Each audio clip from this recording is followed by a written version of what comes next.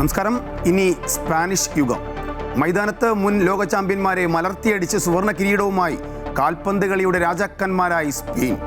മിശികയും കൂട്ടരും ആരാധകരെ നിരാശരാക്കി മല പോലെ വന്ന് എലി പോലെ മടങ്ങി. ആദ്യം നോക്കാം പ്രധാന വാർത്തകൾ.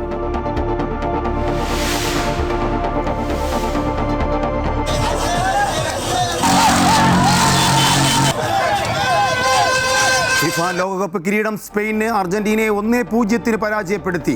സ്പെയിൻ ലോകകപ്പ് കിരീടം ഉയർത്തുന്നത് ഇത് രണ്ടാം തവണ. ഗോൾഡൻ ബൂട്ട് ഫ്രാൻസിന്റെ കിലിയൻ എംബാപ്പയ്ക്ക്.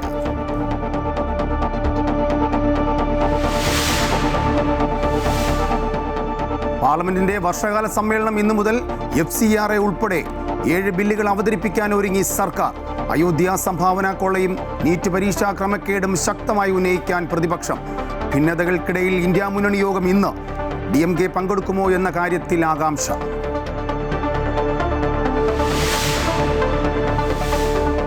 വിദ്യാഭ്യാസ മന്ത്രിയുടെ രാജി ആവശ്യപ്പെട്ട് കോക്രോച്ച് ജനതാ പാർട്ടിയുടെ പാർലമെന്റ് മാർച്ച് ഇന്ന്. 9 മണിയോടെ ജന്തർ മന്ദറിലെത്താൻ അനുയായികളോട് ആഹ്വാനം. മാർച്ചിന് അനുമതി നൽകാതെ പോലീസ്. PSC പരീക്ഷാ ക്രമക്കേടിൽ ആഭ്യന്തര വിജിലൻസ് അന്വേഷണ റിപ്പോർട്ട് ഇന്ന് സമർപ്പിച്ചേക്കും. വിവാദങ്ങൾക്കിടയിൽ ഇന്ന് വീണ്ടും PSC യോഗം. രേഖകൾ 7 ദിവസത്തിനകം നൽകണമെന്ന വിവരാവകാശ കമ്മീഷൻ ഉത്തരവിനെതിരെ PSC ഇന്ന് ഹൈക്കോടതിയിൽ ഹർജി നൽകും. ശബരിമല സ്വർണ്ണക്കൊള്ളക്കേസിൽ ഇന്ന് ഹൈക്കോടതിയിൽ SIT സമർപ്പിച്ച അന്വേഷണ റിപ്പോർട്ട് കോടതി പരിശോധിക്കും. ദേവസ്വം ബോർഡ് മുൻ പ്രസിഡന്റ് PS പ്രശാന്ത് അടക്കമുള്ളവർക്കെതിരെയുള്ള നീക്കം നിർണായകം. അയോധ്യ സംഭാവന കൊള്ളയിൽ പ്രത്യേക അന്വേഷണ സംഘം സുപ്രീം കോടതിയിൽ റിപ്പോർട്ട് സമർപ്പിച്ചു. കോടതി ഇന്ന് കേസ് പരിഗണിക്കും.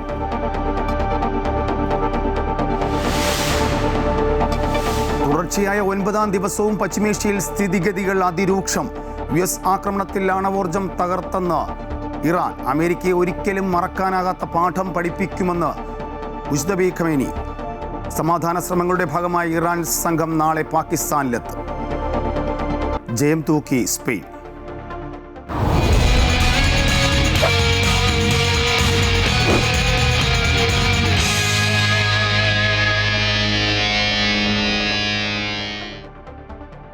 ലോക ഫുട്ബോൾ കിരീടം സ്പെയിന്. ന്യൂജേഴ്സി സ്റ്റേഡിയത്തിൽ 120 മിനിറ്റും സ്പെയിൻ നിറഞ്ഞു കളിച്ചു. അർജന്റീനയ്ക്ക് ഒന്ന് പൊരുതാൻ പോലും ഇടം കൊടുക്കാതെ വരിഞ്ഞു മുറുക്കി. 106-ാം മിനിറ്റിൽ ഫെറാൻ ടോറസ് നേടിയ ഗോളാണ് കലാശപ്പോരാട്ടത്തിൻ്റെ വിധി എഴുതിയത്. പന്ത് പുറത്തു പോകാതെ ഓടിപ്പിടിച്ച് നിക്കോ വില്യംസ് നൽകിയ പാസാണ് ടോറസ് വലയിലെത്തിച്ചത്. സ്പെയിനിൻ്റെ 2ാം കിരീട നേട്ടമാണിത്. 2010-ൽ ദക്ഷിണാഫ്രിക്കയിൽ കിരീടമുയർത്തി 1.5 പതിറ്റാണ്ടിനു ശേഷം സ്പെയിൻ വീണ്ടും ലോക ചാമ്പ്യന്മാരായിരിക്കുന്നു. ആവേശത്തിലേക്കാണ്. ന്യൂജേഴ്സിയിലെ മെറ്റ്ലൈഫ് സ്റ്റേഡിയത്തിൽ സ്പാനിഷ് വസന്തം പൂത്തുലഞ്ഞപ്പോൾ അത് ആഘോഷമാക്കുകയായിരുന്നു മലപ്പുറം. ഭരണാധികാരികൾ മുതൽ സാധാരണക്കാർ വരെ ഉറക്കമൊഴിച്ച് ലോകകപ്പ് ആവേശത്തിൽ അലിഞ്ഞു ചേർന്നു. മലപ്പുറത്ത് നിന്നും TK അരവിന്ദൻ തയ്യാറാക്കിയ റിപ്പോർട്ട് ആദ്യം കാണാം.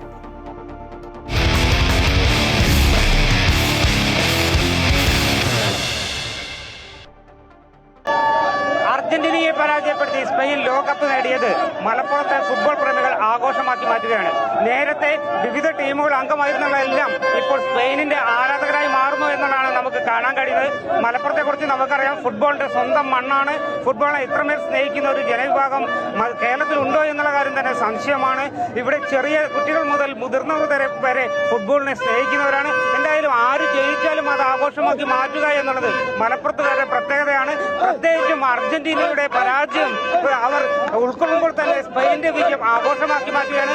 പലരും അഭിപ്രായപ്പെടുന്നത് നേരത്തെ ഫിഫയുടെ സഹായത്തോടു കൂടിയാണ് അർജന്റീന ജയിച്ചു വന്നിരുന്നത്. എന്നാൽ ഫൈനലിൽ ഈ കാര്യങ്ങളെല്ലാം പരാജയപ്പെട്ടു എന്നുള്ളതാണ് സ്പെയിൻ ആരാധകർ പറയുന്നത്. എന്തായാലും സ്പെയിനിന്റെ വിജയം മലപ്പുറത്തെ സംബന്ധിച്ചിടത്തോളം വലിയ തോതിൽ ആഘോഷമാക്കി മാറ്റുകയാണ്. ഒന്നും പറയാല്ല. അർജന്റീന പൊടിഞ്ഞില്ല, സന്തോഷത്തിൽ നല്ല ഞങ്ങൾ ഇവിടെ ചാടും. മലപ്പുറം ഞങ്ങൾ പൊളിക്കും. ഞങ്ങൾ മലപ്പുറം പൊളിച്ചിട്ട് വെക്കുള്ളൂ.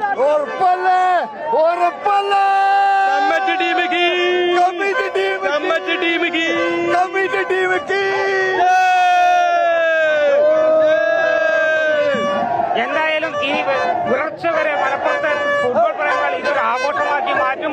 ബാക്കി ആഘോഷം നാളെയാവും. മലപ്പുറത്തും ക്യാമറമാൻ അമർജിത്തിനോടൊപ്പം TK അരവിന്ദൻ, അമൃത ന്യൂസ്. കായിക നിരീക്ഷകൻ ശ്രീകുമാരൻ നായർ നമ്മളൊപ്പം ചേരുന്നു. സ്വാഗതം ചേട്ടാ. നമുക്കറിയാം കഴിഞ്ഞ ദിവസങ്ങളിലൊക്കെ നമ്മൾ പറഞ്ഞത് അർജൻറ്റീനയ്ക്ക് ഒരു മുൻതൂക്കമെന്നാണ്. പക്ഷേ ആ മുൻതൂക്കത്തെ മറികടന്നുകൊണ്ട് സ്പെയിൻ കിരീടം നേടിയിരിക്കുന്നു. നമുക്കറിയാം ഇന്നലെ കളി കണ്ടവർക്ക് എല്ലാവർക്കും അറിയാം എന്താ സംഭവിച്ചെന്ന്. പക്ഷേ ഒരുപക്ഷെ കണ്ടിട്ട് പോയവർക്കോ അല്ലെങ്കിൽ കാണാൻ പറ്റാത്തവർക്ക് വേണ്ടി ഒറ്റ വാക്കിൽ പറഞ്ഞു കഴിഞ്ഞാൽ സ്പെയിൻ തന്നെയാണ് രാജാക്കന്മാർ. തീർച്ചയായും. ഒന്നാമത്തെ കാര്യം, ഇന്നലത്തെ കളിയുടെ സ്റ്റാറ്റ്സ് നമ്മളൊന്ന് പരിശോധിച്ചാൽ 20 തവണ ഗോൾമുഖം ആക്രമിച്ചത് സ്പെയിനാണ്. അർജൻറ്റീനയ്ക്ക് 3 തവണ മാത്രം. അതും ആദ്യത്തെ ഒരു 106 മിനിറ്റ് വരെ ഒരു പ്രാവശ്യം പോലും അർജൻറ്റീന ഈ ഗോൾമുഖത്തേക്ക് എത്താൻ പോലും കഴിഞ്ഞില്ല. സ്പെയിനിൻ്റെ തന്ത്രം അല്ലെങ്കിൽ ഹുന്തയുടെ തന്ത്രം എന്തായിരുന്നു എന്ന് കഴിഞ്ഞാൽ മെസ്സിക്ക് വരുന്ന വഴി അടയ്ക്കുക. അതായിരുന്നു ഹുന്തയുടെ തന്ത്രം. മെസ്സിയെ പൂട്ടുകയല്ല, മെസ്സിക്ക് എവിടെ നിന്നാണോ ബോൾ എത്തുന്നത് ആ വഴി അടയ്ക്കുക. അതിൽ ശ്രദ്ധ കേന്ദ്രീകരിച്ചാണ് റോഡ്രി മിഡ്ഫീൽഡിൽ കളിച്ചത്. ആ മിഡ്ഫീൽഡിൽ ശരിക്കും കേണൽ എന്ന് വേണമെങ്കിൽ വിളിക്കാവുന്ന റോഡ്രി തന്നെയാണ് ഗോൾഡൻ ബോളിന്, ആ ഒറ്റക്കളി കൊണ്ട് തന്നെ വേണമെങ്കിൽ റോഡ്രി ഗോൾഡൻ ബോളിന് അവകാശിയുമായി. ഇവിടെ അർജൻറ്റീനയ്ക്ക് എവിടെ പിഴച്ചു എന്ന് ചോദിച്ചാൽ, സാധാരണഗതിയിൽ അർജൻറ്റീന കളിക്കുന്ന രീതി ഒന്ന് മാറ്റി അവർ പതുക്കെ മെല്ലെ തുടങ്ങാനുള്ള ഒരു രീതിയാണ് അവലംബിച്ചത്. അവിടെ ഒരുപക്ഷെ അവർക്ക് തെറ്റ് പറ്റിയോ എന്നൊരു ചെറിയ സംശയം. മാത്രമല്ല, മെസ്സിക്ക് ബോൾ ത്രൂവായിട്ട് നൽകാൻ ഒരിക്കലും സ്പെയിൻ അനുവദിച്ചില്ല. ഇടയ്ക്ക് ഇടപെടൽ നടന്നുകൊണ്ടേയിരുന്നു. സ്പെയിനിൻ്റെ മധ്യനിര ഓൾമോയും ഫാബിയോ റൂയിസും യമാലിനെ പ്രത്യേകിച്ച് എടുത്ത് പറയണം. യമാൽ ഡിഫൻസ് മുതൽ ഇങ്ങേറ്റം അറ്റാക്ക് വരെ ഓടി നടന്ന് കളിക്കുന്ന കാഴ്ച. ആദ്യം യമാലാണ് വിറപ്പിച്ചത് തന്നെ. അവരുടെ ഫസ്റ്റ് ഷോട്ട് വരുന്നത് തന്നെ യമാലിൻ്റെ ഭാഗത്തു നിന്നാണ് ആ ഗോൾ. അങ്ങനെ കളിച്ച ഒരു യമാൽ. അതുപോലെ മെസ്സിയെ കൃത്യമായി മാർക്ക് ചെയ്ത കുർക്കുറേല, അങ്ങനെയുള്ള കുറേ താരങ്ങൾ അവിടെ അണിനിരുന്നപ്പോൾ പോറോയെ ഞാൻ അതുപോലെ തന്നെ സൈമൺ എന്ന അധികായൻ കീപ്പർ ഭാഗത്തുണ്ട്. ഇവിടെ അത് നമ്മൾ നോക്കുമ്പോൾ മറുഭാഗത്ത് നമ്മൾ തീർച്ചയായും എമിലിയോ മാർട്ടിനസിൻ്റെ സേവ് 11 സേവുകളാണ് ഇന്നലെ അദ്ദേഹം നടത്തിയത്. ഒരു കാര്യം, എമിലിയോ പ്രായം നമ്മൾ മനസ്സിലാക്കണം. എമിലിയോയും ഏകദേശം പ്രായത്തിൻ്റെ പക്കത്തിൽ എത്തിക്കഴിഞ്ഞു. അല്ലെങ്കിൽ കളി ഒരുപക്ഷെ അവസാനത്തെ ലോകകപ്പ് ആവാൻ സാധ്യതയുള്ള ആളാണ്. അദ്ദേഹം ഇന്നലെ നടത്തിയ സേവുകൾ എണ്ണം പറഞ്ഞ 11 ഗോളുകളാണ് അദ്ദേഹം ഇന്നലെ സേവ് ചെയ്തതെന്ന് പറയുമ്പോൾ തീർച്ചയായും ഈ കളി എങ്ങനെയായിരുന്നു എന്ന് നമുക്ക് കൃത്യമായി അറിയാം. ഏകപക്ഷീയമായ കളി എന്ന് പറയുന്നതിൽ ഒരു തെറ്റുമില്ല. ഒരു ഗോൾഡൻ ഗ്ലൗ കിട്ടാൻ സാധ്യത ഉണ്ടായിരുന്ന ഒരു ആളായിരുന്നു തീർച്ചയായിട്ടും അല്ലേ? തീർച്ചയായിട്ടും അദ്ദേഹം ഒരു എണ്ണപ്പെട്ട ഒരു ഗോൾ കീപ്പർമാരിൽ ഒരാളാണ് ഇന്ന് ലോകത്ത്. അതുതന്നെ എമിലിയോ സാൻഡസിനെ അവർ തീർച്ചയായും ഈ കാവലിന് ഏൽപ്പിച്ചത്. മാത്രമല്ല മറ്റ് 3 ആൾക്കാരും മികച്ച ഗോൾ കീപ്പർമാരാണ്. എന്നിട്ട് പോലും എമിലിയോ എടുത്തത് അത് തന്നെയാണ്. എമിലിയോ ഇന്നലെ അത് അക്ഷരാർത്ഥത്തിൽ അത് പ്രൂവ് ചെയ്യുകയും ചെയ്തു. പക്ഷേ ഇന്നലെ എവിടെയാണ് അർജൻറ്റീനയ്ക്ക് പിഴച്ചത് എന്ന് ചോദിച്ചാൽ അവരുടെ ഡിഫൻസ് ഇന്നലെ ഉലഞ്ഞുപോയി. അതിന് പ്രധാന കാരണം യമാലാണ്. ഒരു ഭാഗത്ത് യമാലിനെ പൂട്ടാനുള്ള തന്ത്രങ്ങൾ മെനയുമ്പോൾ മറുഭാഗം ഫ്രീ ആകുന്നു. മറുഭാഗത്ത് കൂടി കുർക്കുറേല അറ്റാക്ക്, ഡിഫൻസിൽ നിന്ന് പന്ത് കൊണ്ടുവന്ന് അറ്റാക്ക് നടത്തുന്നു. അങ്ങനെയുള്ള ഒരു അവിടെ അതുപോലെ തന്നെ ഒരു ഗുണം എന്ന് പറഞ്ഞാൽ ഡിഫൻഡറായിട്ട് വരെ അവൻ ഓടി വരുന്നു. തീർച്ചയായിട്ടും ഡിഫൻഡറാണ് അദ്ദേഹം. അറ്റാക്ക് ചെയ്ത് കളിക്കുന്നു. പുയർ സബാൽ ഇന്നലെ മറുഭാഗത്ത് നന്നായിട്ട് കളിച്ചു. അതുപോലെ തന്നെ പകരക്കാരനായി വന്ന ടോറസ്, അദ്ദേഹത്തിൻ്റെ എടുത്തു പറയാനില്ല. അദ്ദേഹം വന്നുടനെ തന്നെ ഒരു അറ്റംപ്റ്റ് നടത്തുന്നു, ഒരു ഹെഡർ അറ്റംപ്റ്റ് നടത്തുന്നു. അത് മനോഹരമായി എമിലിയോ സേവ് ചെയ്യുന്നു. അതിനുശേഷം ആണ് കളി മുഴുവൻ സമയം ആരും സ്കോർ ചെയ്യുന്നില്ല. എക്സ്ട്രാ ടൈമിലേക്ക് പോകുന്നു. എക്സ്ട്രാ ടൈമിൻ്റെ ആദ്യ പകുതിയും ആരും സ്കോർ ചെയ്യുന്നില്ല.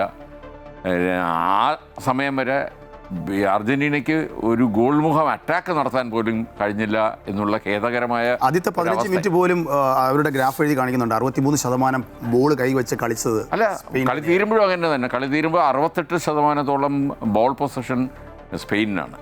അല്ല, സ്പെയിനിൻ്റെ എല്ലാ കളിയും അങ്ങനെയായിരിക്കും. സ്പെയിൻ സാധാരണ നന്നായിട്ട് ബോൾ പൊസസ് ചെയ്ത് കളിക്കുന്ന ഒരു ടീമാണ്.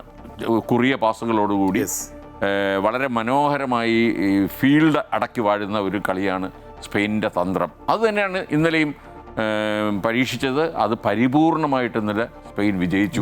നമുക്ക് അതിലേക്ക് തന്നെ വരാം. നമുക്ക് അവരുടെ ഇന്നലത്തെ ഒരു ആവേശം, നമുക്ക് എപ്പോഴും ഒരു പ്രത്യേക ആരാധകരുള്ള ടീമാണല്ലോ അർജന്റീന ആരാധകർക്ക് എന്ത് പറ്റി, അല്ലെങ്കിൽ സ്പെയിനെ അനുകൂലിക്കുന്നവർക്ക് ഉണ്ടായ ആ സന്തോഷം എന്തായാലും ഒന്ന് പങ്കുവയ്ക്കാം. നമുക്ക് അർജന്റീനയെ തകർത്ത് സ്പെയിൻ ലോക ഫുട്ബോൾ കിരീടം സ്വന്തമാക്കിയപ്പോൾ തലസ്ഥാനത്തും ആരാധകരുടെ ആവേശം അണപൊട്ടിയിട്ടുണ്ട്. തിരുവനന്തപുരത്ത് നിന്നും എബി ജോൺ തോമസ് തയ്യാറാക്കിയ റിപ്പോർട്ട് എന്നതാണ്.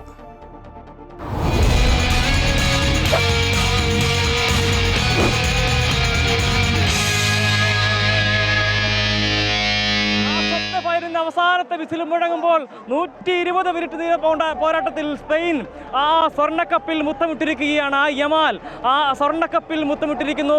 മെസ്സി കണ്ണീരോടുകൂടി ഈ കളിക്കളത്തോട് ഇവിടെ പറയുന്ന കാഴ്ച, അത് വലിയ പ്രതികരണങ്ങൾ തന്നെയാണ് അതിൽ ആരാധകരുടെ ഭാഗത്തു നിന്ന് ഉണ്ടാകുന്നത് എന്നുള്ളതാണ്. നൃത്തച്ചുവടുകളോടെയാണ് സ്പെയിൻ്റെ ആരാധകർ അല്ലെങ്കിൽ സ്പെയിനെ സപ്പോർട്ട് ചെയ്യുന്ന ആളുകളൊക്കെ തന്നെയും ഈ മത്സരത്തിൻ്റെ ഫലത്തെ കാണുന്നത് എന്നുള്ളതാണ്. ശക്തമായ മത്സരം, ഇഞ്ചോടിഞ്ച് പോരാട്ടം. പക്ഷേ ആ മത്സരത്തിൻ്റെ മുഴുവൻ സമയങ്ങളിലും സ്പെയിനിൻ്റെ തന്നെ ഒരു വലിയ ആധിപത്യം കാണുന്നുണ്ടായിരുന്നു. പല സമയങ്ങളിൽ ഗോൾ മുഖത്തേക്ക് ഇരച്ചാർക്കുമ്പോൾ അതിനനുസരിച്ചുള്ള വലിയ ആവേശം ഈ ആരാധകരുടെ ഭാഗത്തു നിന്നും ഉണ്ടാവുകയും ചെയ്തിട്ടുണ്ട്. മത്സരത്തിൻ്റെ ഏതാണ്ട് ഒരു ഘട്ടം കഴിഞ്ഞപ്പോൾ തന്നെ സ്പെയിനിന് വേണ്ടിയിട്ടുള്ള വലിയ രീതിയിലുള്ള ആരവങ്ങളൊക്കെ തന്നെയും നമ്മൾ കാണുന്ന സാഹചര്യമായിരുന്നു. ആ നിലക്ക് വലിയ സ്പെയിൻ്റെ ആരാധകരായിരുന്നോ ആദ്യം മുതൽ തന്നെ?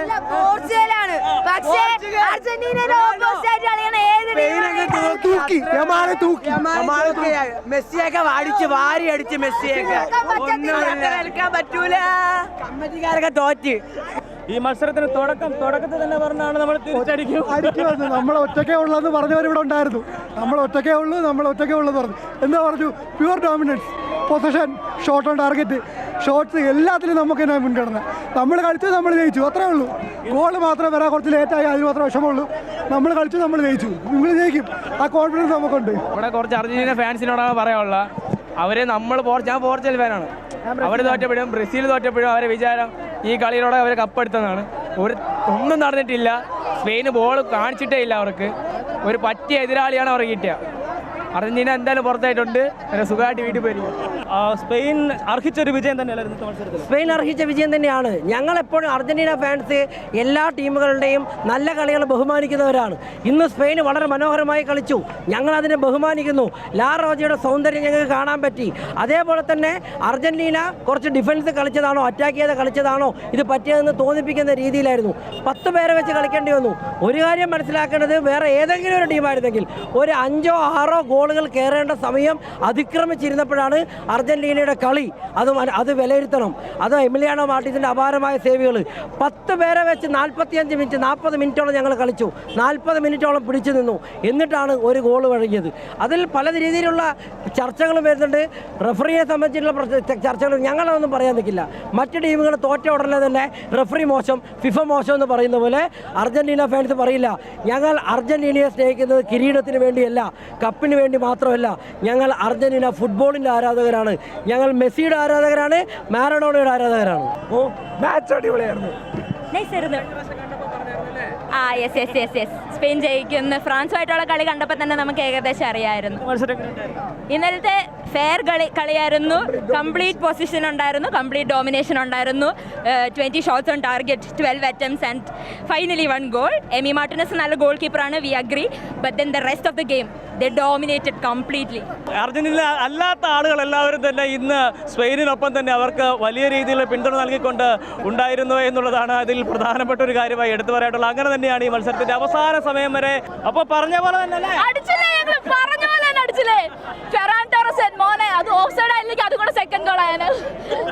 Second goal വരാത്തതിന്റെ സങ്കടമുണ്ടല്ലേ? അപ്പോൾ ഗംഭീര മത്സരം. ആ മത്സരത്തിന്റെ മുഴുവൻ ആവശ്യം ഇവിടെ വളരെ കുറച്ച് ആളുകൾ മാത്രമാണ് അർജന്റീന ഫാൻസ് അല്ലാതെ ഉണ്ടായിരുന്നത്. അവർ ആഘോഷിക്കുന്നു എന്നുള്ളതാണ് അതിൻ്റെ ഈ മത്സരത്തിൻ്റെ ഏറ്റവും റിസൾട്ട് വരുമ്പോഴുള്ള അതിൻ്റെ ഏറ്റവും സന്തോഷകരമായിട്ടുള്ളൊരു കാര്യം എന്ന് പറയുന്നത്. സ്പെയിൻ നേടിയത് ആ ലോകകപ്പിൻ്റെ എത്രമാത്രം മനോഹാരിത ആ മത്സരത്തിന് വേണം, അത് അനുസരിച്ചുള്ള ആ ഒരു കാഴ്ച തന്നെയാണ് നമുക്ക് കാണാൻ കഴിഞ്ഞത്. ക്യാമറമാൻ ജോസിനൊപ്പം ബേബി ജോൺ, സമ്പ്രദായ ന്യൂസ്, തിരുവനന്തപുരം.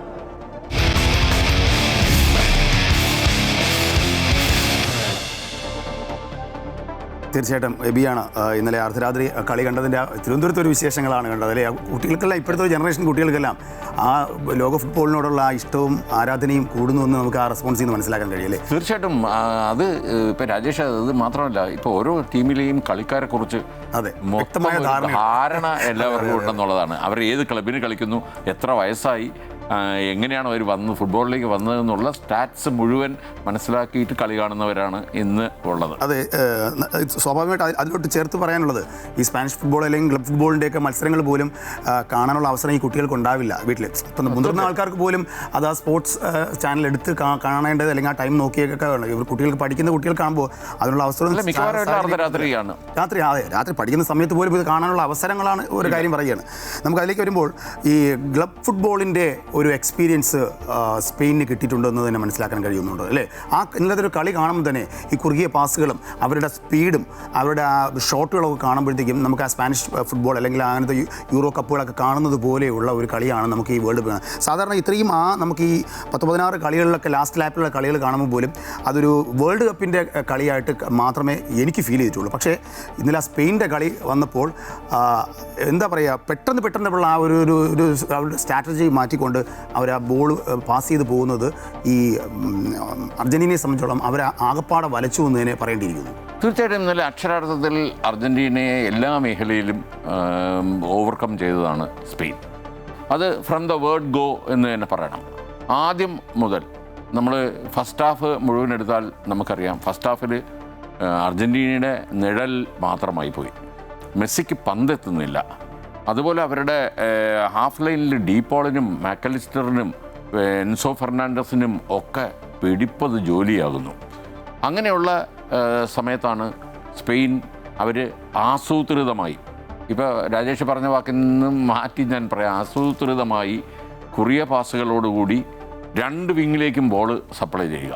പ്രത്യേകിച്ച് ഒരു സൈഡിൽ യമാലുണ്ടവർക്ക്. യമാലിനെ സംബന്ധിച്ചിടത്തോളം യമാൽ താഴോട്ട് ഇറങ്ങി വന്ന് കളിക്കുന്ന ഒരു പ്ലെയറായി മാറി ഇന്നലെ.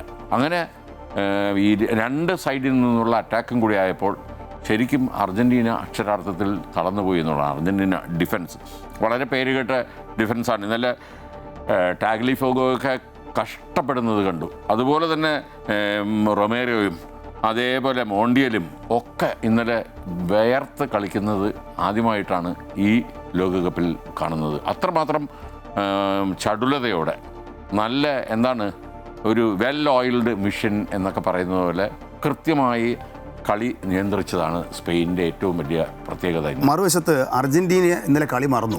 കാരണം അർജന്റീനയെ ഇഷ്ടപ്പെടുന്ന ഒരു കാരണം മെസ്സി മാത്രമല്ല, അല്ലെങ്കിൽ ലയണൽ മെസ്സി എന്നൊരു ഇതിഹാസത്തെ മാത്രമല്ല, അവരുടെ കളിയുടെ അച്ചടക്കവും ഒരു ശൈലി ഉണ്ടായിരുന്നു. ഇന്നലത്തെ കളി ചേട്ടൻ ഒന്ന് ശ്രദ്ധിച്ചു നോക്കിയേ. അത് എത്ര ഫൗൾ, എത്ര യെല്ലോ കാർഡ് കിട്ടി, ഫെർണാണ്ടസിന് റെഡ് കാർഡ് കിട്ടി, അങ്ങനെ 10 പേരായി ചുരുങ്ങി. അങ്ങനെ ടീം ടൈറ്റായി നിൽക്കുന്ന ഒരു സാഹചര്യത്തിലാണ് അവർക്ക് തോൽവി വഴങ്ങേണ്ടി വന്നത്. എന്തുകൊണ്ട് ഈ ഫൈനൽ മത്സരത്തിൽ അവർക്ക് ഇങ്ങനൊരു ഫൗള് ചെയ്ത് കളിക്കേണ്ടി വന്നു? ഇന്നലെ ഞാൻ പോലും ഒരു പക്ഷേ വെറുത്തുപോയി. 3-4 പേർക്ക് യെല്ലോ കാർഡ് കാണുക, അവർക്ക് വാർണിംഗ് കൊടുക്കുക, പർപ്പസ്ഫുള്ളി അറ്റാക്ക് ചെയ്യുക എന്നുള്ള രീതിയിലേക്ക് അവർ മാറുന്ന ഒരു സാഹചര്യം. രാജേഷ്, അവിടെ ഈ നമ്മൾ കളിക്കുന്നത് ലോകകപ്പ് ഫൈനലാണ്. തുടർച്ചയായി രണ്ട് ഫൈനൽ കളി ജയിക്കുക എന്ന ഒരു സ്റ്റാറ്റസിലേക്ക് വരാൻ വേണ്ടിയുള്ള അമിതമായ ആഗ്രഹം അത് എല്ലാവരുടെ മനസ്സിലുണ്ട്. പിന്നെ മെസ്സി എന്ന ഒരു ആ പ്ലെയറെ അനുകൂലിക്കുക, ആ പ്ലെയറിന് പന്ത് നൽകുക എന്ന് ഉള്ള ബാക്കി 10 പേരുടെ ആഗ്രഹം, ഇതെല്ലാം കൂടി ആകുമ്പോൾ ബോൾ കിട്ടാതെ വരുമ്പോഴുള്ള ഒരു ഫ്രസ്ട്രേഷനുണ്ട്. ആ ഫ്രസ്ട്രേഷനിൽ നിന്നാണ് ഇതെല്ലാം ഉണ്ടാകുന്നത്. ഫൗൾ ചെയ്യാനുള്ള ഒരിത്. ഇന്നലെ എൻസോ ഫെർണാണ്ടസ് വാസ്തവം പറഞ്ഞാൽ അദ്ദേഹം വളരെ മാന്യനായി കളിക്കുന്ന ഒരു പ്ലെയറാണ്. എല്ലാ അർജന്റീൻ താരവും അങ്ങനെയാണ് കളിക്കുന്നത്. എന്നിട്ട് അദ്ദേഹം പോലും വികാരഭരിതനാവുന്ന കാഴ്ചകൾ നമ്മൾ കണ്ടു. വെറുതെ വന്ന ക്യൂബ്രോസിയെ തട്ടിയിട്ടതിന് 2ാമത്തെ യെല്ലോ കാർഡും റെഡ് കാർഡും മേടിച്ച് പുറത്തു പോകേണ്ടതായി വന്നു. അതുപോലെ തന്നെ ഒരിക്കലും യെല്ലോ കാർഡ് വാങ്ങിക്കാത്ത പലരും ഇന്നലെ കണ്ടു. മാക്കലിസ്റ്റർ ഇന്നലെ യെല്ലോ കാർഡ് വാങ്ങിച്ചു. അതുപോലെ 5-ാം നമ്പർ താരം അദ്ദേഹവും ഇന്നലെ യെല്ലോ കാർഡും മേടിച്ചു.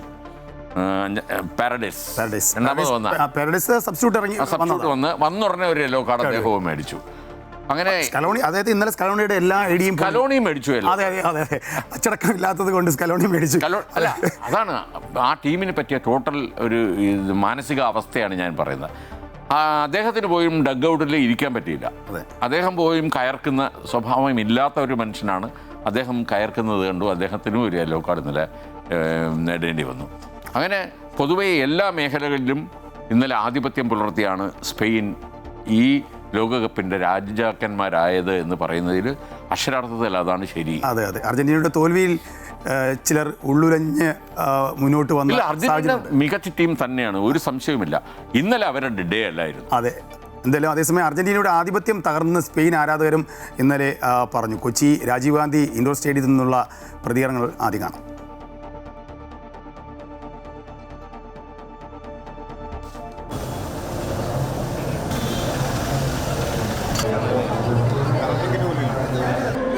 ഒരു ഷോട്ട് പോലും ടാർഗറ്റിൽ അവർക്ക് അടിക്കാൻ പറ്റില്ല.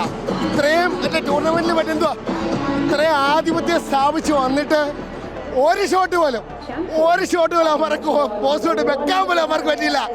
അവന്മാർ വലിയ ആധിപത്യം. സ്പെയിൻ ലമീൻ യമാൽ യുവരാജകുമാരൻ കിരീടം ധരിച്ചു. മലയിൽ കളിച്ച സ്പെയിൻ എന്തെങ്കിലും കപ്പ് ചെയ്തോണ്ട് സ്പെയിൻ തന്നെ കൊണ്ടുപോയി. മൊത്തം പൊസിഷനും കാര്യങ്ങളും മൊത്തം സ്പെയിൻ്റെ കയ്യിലായിരുന്നു. അർജന്റീന ഇതുവരെ കളിച്ച കളിയല്ല. ബേസിക്കലി അർജന്റീനയുടെ ഹെയ്റ്റ് ഒന്നുമില്ല, നല്ല ടീമാണ്, ഭയങ്കര ഹാപ്പിയാണ്, ഒന്നും പറയില്ല. Spain! Yamal and Fernandes! Todas Fernandes! Come on, Spain! España! Messi, bye-bye! അർജന്റീനയോടുള്ള ദേഷ്യമെല്ലാം തീർക്കുന്ന ഒരു സാഹചര്യമായിരുന്നു ഇന്നലെ രാത്രി. റവന്യൂ മന്ത്രി AP അനിൽകുമാറും മലപ്പുറം നഗരസഭാ ചെയർപേഴ്സൺ അഡ്വക്കേറ്റ് റിനീഷയും ഈ സാധാരണക്കാർക്കൊപ്പം കളി കാണാനും എത്തിയിരുന്നു. അവരുടെ പ്രതികരണങ്ങൾ ലഭിച്ചിട്ടുണ്ട്. കാരണം മുഴുവൻ സമയം ഇന്ന് സ്പെയിനിന്റെ കയ്യിലായിരുന്നു ഫൈനൽ മത്സരം മുഴുവൻ. അതുകൊണ്ട് സ്പെയിൻ അറിയിക്കുന്ന വിജയമാണ് ലഭിച്ചിട്ടുള്ള തർക്കമില്ല. കഴിഞ്ഞ കാലത്ത് ഒരു അർജന്റീനയ്ക്ക് ഫോമിലേക്ക് വരാൻ കഴിഞ്ഞില്ല. ഫൈനലിൽ അർജന്റീനയ്ക്ക് ഒട്ടും ഫോമിലേക്ക് വരാൻ കഴിഞ്ഞില്ല. ആരാധകരുടെ പ്രതീക്ഷയ്ക്ക് ഉയരാൻ അർജന്റീനയ്ക്ക് കഴിയാതെ പോയി. എന്നാൽ മുഴുവൻ സമയം സ്പെയിനിൻ്റെതായിരുന്നു. വിജയം അംഗീകരിക്കുന്നു. അർജന്റീനയുടെ പരാജയത്തിൽ പ്രയാസമുണ്ട്. ലക്ക് ഉണ്ടായില്ല, അത്രേ ഉള്ളൂ. ഈ പ്രാവശ്യത്തെ വേൾഡ് കപ്പിലെ എല്ലാ ലെജൻസും കഴിഞ്ഞു. ഇനിയുണ്ട് ഇതിൻ്റെ നമുക്ക് ഈ മത്സരത്തിൻ്റെ വിശേഷങ്ങളിലേക്ക് ഇനി മടങ്ങി വരാനുണ്ട്. കാരണം ഇന്നലെ എക്സ്ട്രാ ടൈം തന്നെ വില്യംസ് ജൂനിയർ അടിച്ച ഒരു ഗോള് അത് ഫൗളായത് കാരണം അവർക്ക് ഓഫ് സൈഡായെന്ന് പറയുന്നുണ്ട്. അപ്പോൾ അത് പക്ഷേ ഇന്നലെ ഒന്നും ചെക്ക് ചെയ്യാത്ത തരത്തിലുള്ള ഒരു റഫറിയുടെ ഒരു പ്രകടനവും നമുക്ക് അത് ചർച്ച ചെയ്യേണ്ടതാണ്. പേര് പോലെ തന്നെയാണ് സ്പാനിഷ് വസന്തം. ഇനിയുള്ള 4 വർഷം അല്ലേ സ്പാനിഷുകാർ ആഘോഷിക്കട്ടെ. നല്ല ഫുട്ബോൾ, നല്ല മത്സരത്തെയും നല്ല കളികളെയും നല്ലതിനെ എന്തും അംഗീകരിക്കണം. അത് തന്നെയാണ് കായിക പ്രേമികൾ ആഗ്രഹിക്കുന്നത്. നമ്മൾ നേരത്തെ പറഞ്ഞ വിഷയത്തിലേക്ക് വന്നു കഴിഞ്ഞാൽ മത്സരത്തിലുടനീളം മുമ്പെല്ലാം ഈ അർജന്റീന ജയിക്കുകയായിരുന്നെങ്കിൽ അത് പറയുന്നത് റഫറി കളിച്ചു, ഫിഫ കളിച്ചു എന്നൊരു ആക്ഷേപം. തൽക്കാലമല്ലേ നമ്മൾ ഈ മുട്ടാത്തർക്കൊക്കെ പറയുക എന്ന് പറഞ്ഞാൽ ഒരാൾ ജയിക്കുകയാണെന്നുണ്ടെങ്കിൽ ഇന്നതുകൊണ്ട് ജയിച്ചു എന്നുള്ള ഒരു ആരോപണാക്ഷേപമെന്ന് ഒരു സൈഡിൽ ഫാൻസുകാർ പറയും, മറു സൈഡിൽ ഇങ്ങനെയല്ല എന്ന്. പക്ഷേ കളി കാണുന്നവർക്ക് എന്തൊക്കെയോ താല്പര്യങ്ങൾ അന്നത്തെ റഫറിക്ക് ഉണ്ടായിരുന്നോ എന്ന് തോന്നിയാൽ തെറ്റു പറയാനും കഴിയില്ല. പക്ഷേ ഇന്നലെ നടന്നത് അറിയാം, നമുക്ക് ലോകോത്തരമായ ഒരു റഫറിയാണ്. റഫറിയുടെ പേര് പെട്ടെന്ന് എനിക്ക് വിട്ടുപോയി. സ്ലാവ്കോ. അതെ. അപ്പോൾ പുള്ളിയുടെ ഇന്നലത്തെ ആ ഒരു പ്രകടനത്തിൽ റെഡ് കാർഡും യെല്ലോ കാർഡും ഒക്കെ കാണിക്കുമ്പോൾ പോലും ഇത്രയ്ക്കൊരു അഗ്രസീവായിട്ട് ഇങ്ങനെ മത്സരത്തെ കാണേണ്ടതുണ്ടോ, പ്രത്യേകിച്ച് ഫൈനലിന് എന്ന് ചിന്തിക്കേണ്ടിയിരിക്കുന്നു. പക്ഷേ ഫൗൾ തന്നെയാണ്. ആ ഫൗൾ ഇന്നലെ കണ്ടതും തന്നെയാണ്. ഒരിക്കൽ പോലും വാറൊന്നും നോക്കാതെ എടുത്ത ഡിസിഷൻസ് എല്ലാം പലർക്കും അനുകൂലവും പ്രതികൂലവുമായിട്ടുണ്ട്. ഒരു ഗോള് നമ്മൾ തുടക്കം പറഞ്ഞ വില്യംസ് ജൂനിയർ അടിച്ച ഒരു ഗോൾ അത് ഓഫ് സൈഡ് ആണെന്നുള്ള രീതിയിൽ വിധി എഴുത്ത് വന്നു. പിന്നെ വേറൊരു ഗോൾ അത് അംഗീകരിച്ചില്ല, ഓഫ് സൈഡ് വിളിക്കുകയൊക്കെ ചെയ്യുന്ന ഒരു തരത്തിലേക്കുള്ള ഒരു ഇന്നലത്തെ ആ മത്സരത്തെ നിയന്ത്രിച്ചതിനെ നമുക്ക് എങ്ങനെ ഒരു വിലയിരുത്താൻ കഴിയും? തീർച്ചയായിട്ടും വളരെ പേരുകേട്ട റഫറിയാണ് സാൽക്കോ. അദ്ദേഹം ഒരു ഫൈനൽ മത്സരമാണ് നിയന്ത്രിക്കുന്നതെന്ന് ആലോചിക്കുന്നത്. എനിക്ക് തോന്നുന്നു ഇത് 2ാം തവണയാണ് അദ്ദേഹം ഫൈനൽ മത്സരം. ഇതിനു മുമ്പ് യൂറോ കപ്പ് ഏതോ ഒരു ഫൈനൽ മത്സരം അദ്ദേഹം അത് പുള്ളിയാണ് ഈ ഫൈനൽ നിയന്ത്രിക്കുന്ന പറഞ്ഞാൽ പുള്ളി ഭയങ്കര വികാരഭരിതമായി ചെയ്യുന്ന അല്ല. ഒരു ലോകകപ്പിൻ്റെ ഫൈനൽ മത്സരത്തിൽ അത് നിയന്ത്രിക്കാൻ ഉള്ള ആദ്യ റഫറി ആകുക എന്ന് പറയുന്നത് ഏതൊരാളിൻ്റെയും വലിയ ആഗ്രഹമാണ്. ഒരു അംഗീകാരവും കൂടിയാണ്. തീർച്ചയായിട്ടും. ഇപ്പോൾ നമുക്ക് എല്ലാവർക്കും ആരാധനാപാത്രമായ ഒരു റഫറിയുണ്ട്, കൊളീനോ. അദ്ദേഹമാണ് വാറിൻ്റെ ഹെഡ് ഇപ്പോൾ. അപ്പോൾ അദ്ദേഹം പറയുന്നത് ഇങ്ങനെയാണ്, അവിടെ നിൽക്കുമ്പം നമ്മളൊരു പ്രതിപുരുഷനായിട്ടാണ് നിൽക്കുന്നത്, മനുഷ്യനല്ല. ശരിക്കും ഒരു പിന്നെ എന്താണ്, മെഷീൻ പോലെയാണ്. രണ്ട് സൈഡിലെയും മാറി മാറി പോകുക. ഈ 22 പ്ലെയേഴ്സിൻ്റെ മേലും നമുക്ക് ആധിപത്യം പുലർത്തണം. അവരുടെ മേലിൽ നമുക്ക് കണ്ണുണ്ടാവണം. അവരുടെ ഓരോ മൂവ്മെൻറ്റ്സും നമ്മൾ അറിയണം. നമ്മുടെ പുറകിലാണെങ്കിൽ പോലും നമ്മളത് അറിയണം എന്നാണ് അദ്ദേഹം കൊളിനോയുടെ വാക്കുകളിൽ കൊളിനോ പറയണത്. അതുപോലെയാണ് സ്ലാവ്കോ സ്കാൻഡിനേവിയൻ സൈഡിലെ ഏറ്റവും മികച്ച അമ്പയർമാരിൽ ഒരാളാണ്, റഫറിമാരിൽ ഒരാളാണ്. അദ്ദേഹം ഇതിനു മുമ്പ് തന്നെ യൂറോ കപ്പും അതുപോലുള്ള പ്രധാനപ്പെട്ട കളികളൊക്കെ നിയന്ത്രിച്ചിട്ടുള്ള റഫറിയാണ് അദ്ദേഹം ഇന്നലെ 2 ടീമിനെയും കൺട്രോൾ ചെയ്യാൻ വളരെ നന്നായിട്ട് പരിശ്രമിക്കുന്നത് കണ്ടു നമ്മൾ ഗ്രൗണ്ടിൽ. അതിൻ്റെ പ്രത്യാഘാതമാണ് ഓടി വന്ന് അദ്ദേഹം പെട്ടെന്ന് യെല്ലോ കാർഡ് കാണിക്കാതെ സന്ദർഭം നോക്കിയിട്ടാണ് യെല്ലോ കാർഡൊക്കെ കാണിക്കുന്നത്. അതുകൊണ്ടാണ് നല്ല മത്സരത്തിൽ വളരെ കുറച്ച് യെല്ലോ കാർഡേ ഉള്ളൂ, എല്ലാം അർജൻറ്റീനയ്ക്കാണെന്നുള്ളത് മാത്രം. മറുഭാഗത്ത് യെല്ലോ കാർഡ് കിട്ടിയിട്ടേ ഇല്ല. അങ്ങനെ ഉള്ളത് ഇന്നലെ 6-ാം നമ്പർ താരമായ മാർട്ടിനസിനാണ് ആദ്യം കൊടുക്കുന്നത് ഒരു യെല്ലോ കാർഡ്, അദ്ദേഹം ലൗട്ടാറോ മാർട്ടിനസിന്. അതിനുശേഷം പിന്നീടും കാർഡ് വാങ്ങിച്ചത് പരഡേസാണ്. വന്നുടനെ ഒരു കാർഡ് അദ്ദേഹം വാങ്ങിച്ചു. പിന്നെ 2 കാർഡ് 24-ാം മിനിറ്റിലും 24-ാം നമ്പർ താരമായ ലൗട്ടാറോ മാർട്ടിനസിന് എൻസോ ഫെർണാണ്ടസിന് 2 മഞ്ഞ കാർഡ് അദ്ദേഹം നൽകി, റെഡ് കാർഡ് നൽകി പുറത്തുവാക്കി. പിന്നെ മാക്കലിസ്റ്ററാണ് അവസാനം അദ്ദേഹത്തിൻ്റെ കാർഡ് മേടിച്ചത്. അങ്ങനെ ഇന്നലെ കാർഡ് മേടിച്ചത് മുഴുവൻ അർജൻറ്റീനക്കാരാണ്. അത് കളി ഇന്നലെ അവരുടെ കയ്യിലല്ലാത്തത് കൊണ്ടാണ്. സാധാരണ അർജൻറ്റീന അങ്ങനെയല്ല. അർജൻറ്റീന എന്ന് പറഞ്ഞാൽ പെർഫെക്റ്റ് ഫുട്ബോൾ കളിക്കുന്ന, മെസ്സിയൊക്കെ ഫൗൾ ചെയ്യുന്ന നമ്മൾ കണ്ടിട്ടില്ല. മാത്രമല്ല ഇന്നലെ ഒരു കളി കാണുന്നവർക്ക് മനസ്സിലായിട്ടുണ്ട്, ഒരു പ്ലാനും ഇല്ലാതെയാണ്. അല്ലെങ്കിൽ ഈ പ്ലാൻ സ്പെയിൻ പൊളിച്ചു എന്ന് തന്നെയാണ്. ഇന്നലെ മധ്യനിര പൊളിഞ്ഞുപോയി. ഇപ്പം അർജൻറ്റീനയുടെ മധ്യനിരയ്ക്ക് ഇന്നലെ ശരിക്കും അവർക്ക് ബോൾ എത്തിക്കാൻ കഴിഞ്ഞില്ല. ഒന്നാമത്തെ കാര്യം, ഡിഫൻസ് ആകെ പൊളിഞ്ഞും പോയി. ഡിഫൻസ് പൊളിയാൻ കാരണം എന്ന് പറഞ്ഞാൽ ഈ കുറിയ അറ്റാക്കും അതുപോലെ യമാലിൻ്റെ പെട്ടെന്നുള്ള നീക്കങ്ങളും, ഇപ്പുറത്ത് നിക്കോ വില്യംസ് വന്നപ്പോൾ അവിടെയും കൂടെ അറ്റാക്ക് തുറന്നപ്പം ശരിക്കും തളർന്നു പോയി. ഇന്നലെ ഗോൾ നേടുന്നതും അങ്ങാണ്. നിക്കോ വില്യംസിൻ്റെ ഒരു എഫേർട്ടിലാണ് ആ ഗോൾ വരുന്നത്. ബോൾ പുറത്തു പോയ ബോളിനെ അദ്ദേഹം പോയി എടുത്ത് തിരിച്ച് മൈനസ് ചെയ്യുന്നതാണ് ടോറസ്. ഗംഭീരമായ ഒരു ഷോട്ടോടുകൂടി ഗോൾ. നമുക്ക് ഇത്രയും സമയം പറ്റില്ല, കാരണം ഈ ഓരോരുത്തരുടെയും ഇന്നലത്തെ പ്രകടനങ്ങൾ തീർച്ചയായിട്ടും സ്പെയിനിലെ 11 പ്ലെയേഴ്സിനെ നമ്മൾ ഇന്നലെ എടുത്ത് പറയണം. യൂബ്രാസി, അതുപോലെ അവരുടെ ഡിഫൻസ് മുഴുവൻ, കുർക്കുറേല, അവരെയൊക്കെ ഓരോരുത്തരെ നമുക്ക് അനലൈസ് ചെയ്യാൻ ഒരു 10 മിനിറ്റ് വീതം. അതെ, തീർച്ചയായിട്ടും. എന്തായാലും വളരെ സന്തോഷമുണ്ട്. നല്ലൊരു കളി കാണാൻ കഴിഞ്ഞു. അല്ലെങ്കിൽ കായിക പ്രേമി ആവേശം നിറഞ്ഞ ഒരു ഫൈനലായിരുന്നു. ഒരു 1 സൈഡ് ഫൈനൽ എന്ന് നമ്മൾ ശരിക്കും വിലയിരുത്താൻ വേണം. ഒരു സ്പാനിഷ് ആധിപത്യം തീർച്ചയായും ഒറ്റ വാക്കിൽ പറഞ്ഞാൽ അത് തന്നെയാണ്. എന്തായാലും മത്സരത്തിൽ തീർത്തും നിറം മങ്ങിയെങ്കിലും 106-ാം മിനിറ്റിൽ ഗോൾ വീഴുന്നത് വരെ ലോക കിരീടം കൈവിട്ടു പോകില്ല എന്ന പ്രതീക്ഷയിലായിരുന്നു അർജന്റീനയുടെ ആരാധകരല്ല. തുടർച്ചയായ 2ാം കിരീടം എന്ന സ്വപ്നം തകർന്നതും മെസ്സി കണ്ണീരോടെ മടങ്ങിയതും ആരാധകരുടെ കണ്ണ് നനച്ചപ്പോൾ എതിരാളികൾക്ക് അത് ആഘോഷരാവായിരുന്നു.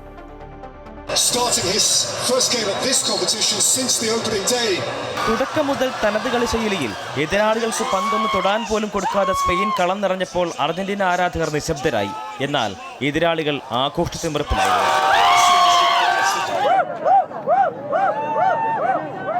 ചുവപ്പുകാട് കണ്ട് അർജന്റീന 10 പേരിലേക്ക് ചുരുങ്ങിയപ്പോഴും 106-ാം മിനിറ്റിൽ വിജയ ഗോൾ വീണപ്പോഴും ആവേശം അണപ്പെട്ടു. വിജയത്തിൽ ആഹ്ലാദിച്ചത് സ്പെയിൻ ആരാധകർ മാത്രമായിരുന്നില്ല.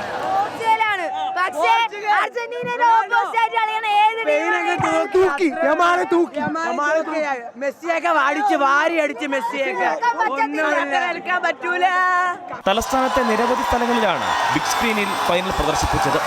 Cameraman Joseph, Baby George, Samruddha news, Thiruvananthapuram. പാർലമെന്റിന്റെ വർഷകാല സമ്മേളനം ഇന്ന് ആരംഭിക്കും. അയോധ്യ സംഭാവന ക്രമക്കേട്, ചോദ്യപേപ്പർ ചോർച്ച ഉൾപ്പെടെ വിഷയങ്ങൾ ഉയർത്തി ആദ്യ ദിനം തന്നെ പ്രതിഷേധിക്കാനാണ് പ്രതിപക്ഷത്തിന്റെ നീക്കം.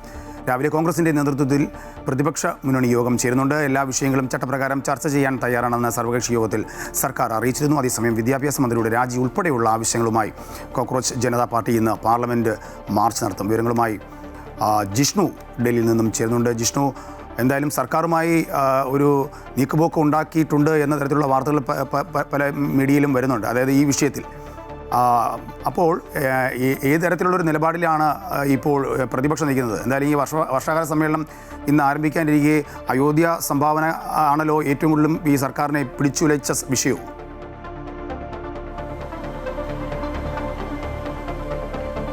രാജേഷ്, പാർലമെന്റിന്റെ വർഷകാല സമ്മേളനം ഇന്ന് ആരംഭിക്കുകയാണ്. ഓഗസ്റ്റ് 13 വരെ നീണ്ടു നിൽക്കുന്ന സമ്മേളനത്തിൽ FCRA നിയമ ഭേദഗതി ഉൾപ്പെടെ സുപ്രധാനമായിട്ടുള്ള 7 ബില്ലുകളാണ് നിലവിൽ ലോക്സഭാ സെക്രട്ടേറിയറ്റ് ലിസ്റ്റ് ചെയ്തിട്ടുള്ളത്. FCRA നിയമ ഭേദഗതി കൂടാതെ ജനന മരണ രജിസ്ട്രേഷൻ ഭേദഗതി നിയമം ഉൾപ്പെടെയുള്ള നിയമങ്ങൾ, വന്ദേ മാതരത്തെ അപമാനിച്ചാൽ ജയിൽ ശിക്ഷ ഉറപ്പാക്കുന്ന ബില്ല്, അത്തരത്തിലുള്ള ബില്ലുകളാണ് ഇപ്പോൾ ലോക്സഭാ സെക്രട്ടേറിയറ്റ് ലിസ്റ്റ് ചെയ്തിട്ടുള്ളത്. കൂടാതെ ഇന്നലെ ചേർന്ന സർവകക്ഷി യോഗത്തിലും സർക്കാർ വ്യക്തമാക്കിയത് എല്ലാ വിഷയങ്ങളും ചട്ടപ്രകാരം ചർച്ച ചെയ്യാം എന്നുള്ളതാണ്. പക്ഷേ ലഭ്യമാകുന്ന റിപ്പോർട്ടുകൾ പ്രകാരം പാർലമെന്റിന്റെ ആദ്യ ദിനം മുതൽ തന്നെ അയോധ്യ സംഭാവന ക്രമക്കേട് ഉൾപ്പെടെയുള്ള വിഷയങ്ങൾ ഉയർത്തിക്കാട്ടിക്കൊണ്ട് സഭ പ്രക്ഷുബ്ധമാക്കാനും പാർലമെന്റിന് അകത്തും പുറത്തും ഒരുപോലെ പ്രതിഷേധമുയർത്താനുമാണ് പ്രതിപക്ഷം ആസൂത്രണം ചെയ്തിട്ടുള്ളത്. ഇക്കാര്യങ്ങൾ ചർച്ച ചെയ്യുന്നതിനായി കോൺഗ്രസിന്റെ നേതൃത്വത്തിൽ പ്രതിപക്ഷ മുന്നണി, ഇന്ത്യ മുന്നണിയുടെ യോഗം ഇന്ന് ചേരുന്നുണ്ട്. ആ യോഗത്തിൽ DMK പങ്കെടുക്കുമോ എന്നുള്ളതാണ് ഏറ്റവും പ്രധാനപ്പെട്ട കാര്യം. നേരത്തെ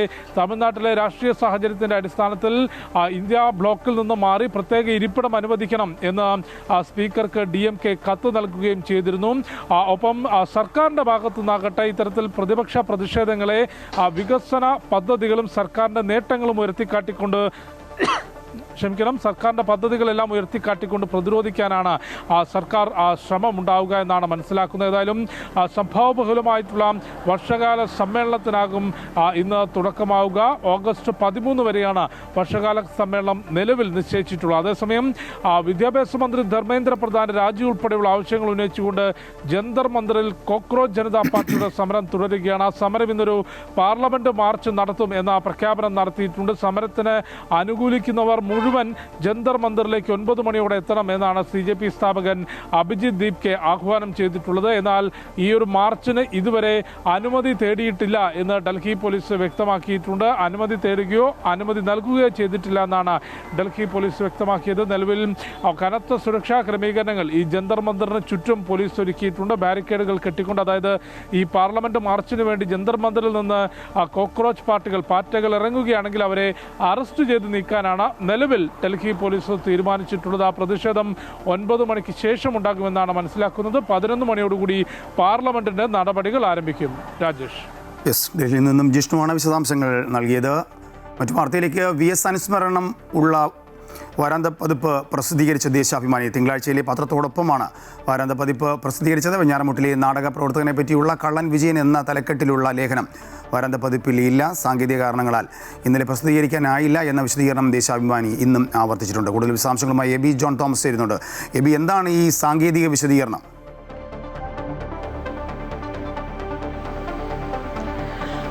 വിശദീകരണമൊക്കെ ഇന്നലെ തന്നെ നൽകിയിരുന്നു. അത് പ്രസ് ഒരു സ്ഥലത്ത് പത്രം അച്ചടിക്കുന്നത് സ്വകാര്യ പ്രസ്സിലാണ്. അവിടെ സാങ്കേതികമായിട്ടുള്ള തടസ്സമുണ്ടായി. അതിനെ തുടർന്നാണ് ഇത്തരത്തിൽ ഈ ലേഖനം ഉള്ള വാരാന്ത പതിപ്പ് ഇറക്കാൻ കഴിയാതെ പോയത് എന്നുള്ളതായിരുന്നു ദേശാഭിമാനി ഔദ്യോഗികമായി നൽകിയിരുന്ന വിശദീകരണം. പക്ഷേ അതല്ല, മറിച്ച് വെഞ്ഞാറമൂടിൽ നാടക പ്രവർത്തനമായിട്ടുള്ള വിജയൻ, കള്ളൻ വിജയൻ എന്നുള്ള പേരിൽ അറിയപ്പെടുന്ന അദ്ദേഹത്തിന്റെ ആ നാടകവുമായി ബന്ധപ്പെട്ടാണ് അങ്ങനെ ഒരു പേര് അദ്ദേഹത്തിന് ലഭിച്ചത്. ആ അദ്ദേഹത്തെക്കുറിച്ചുള്ളൊരു ലേഖനം ഈ വാരാന്ത പതിപ്പിൽ ഉണ്ടായിരുന്നു.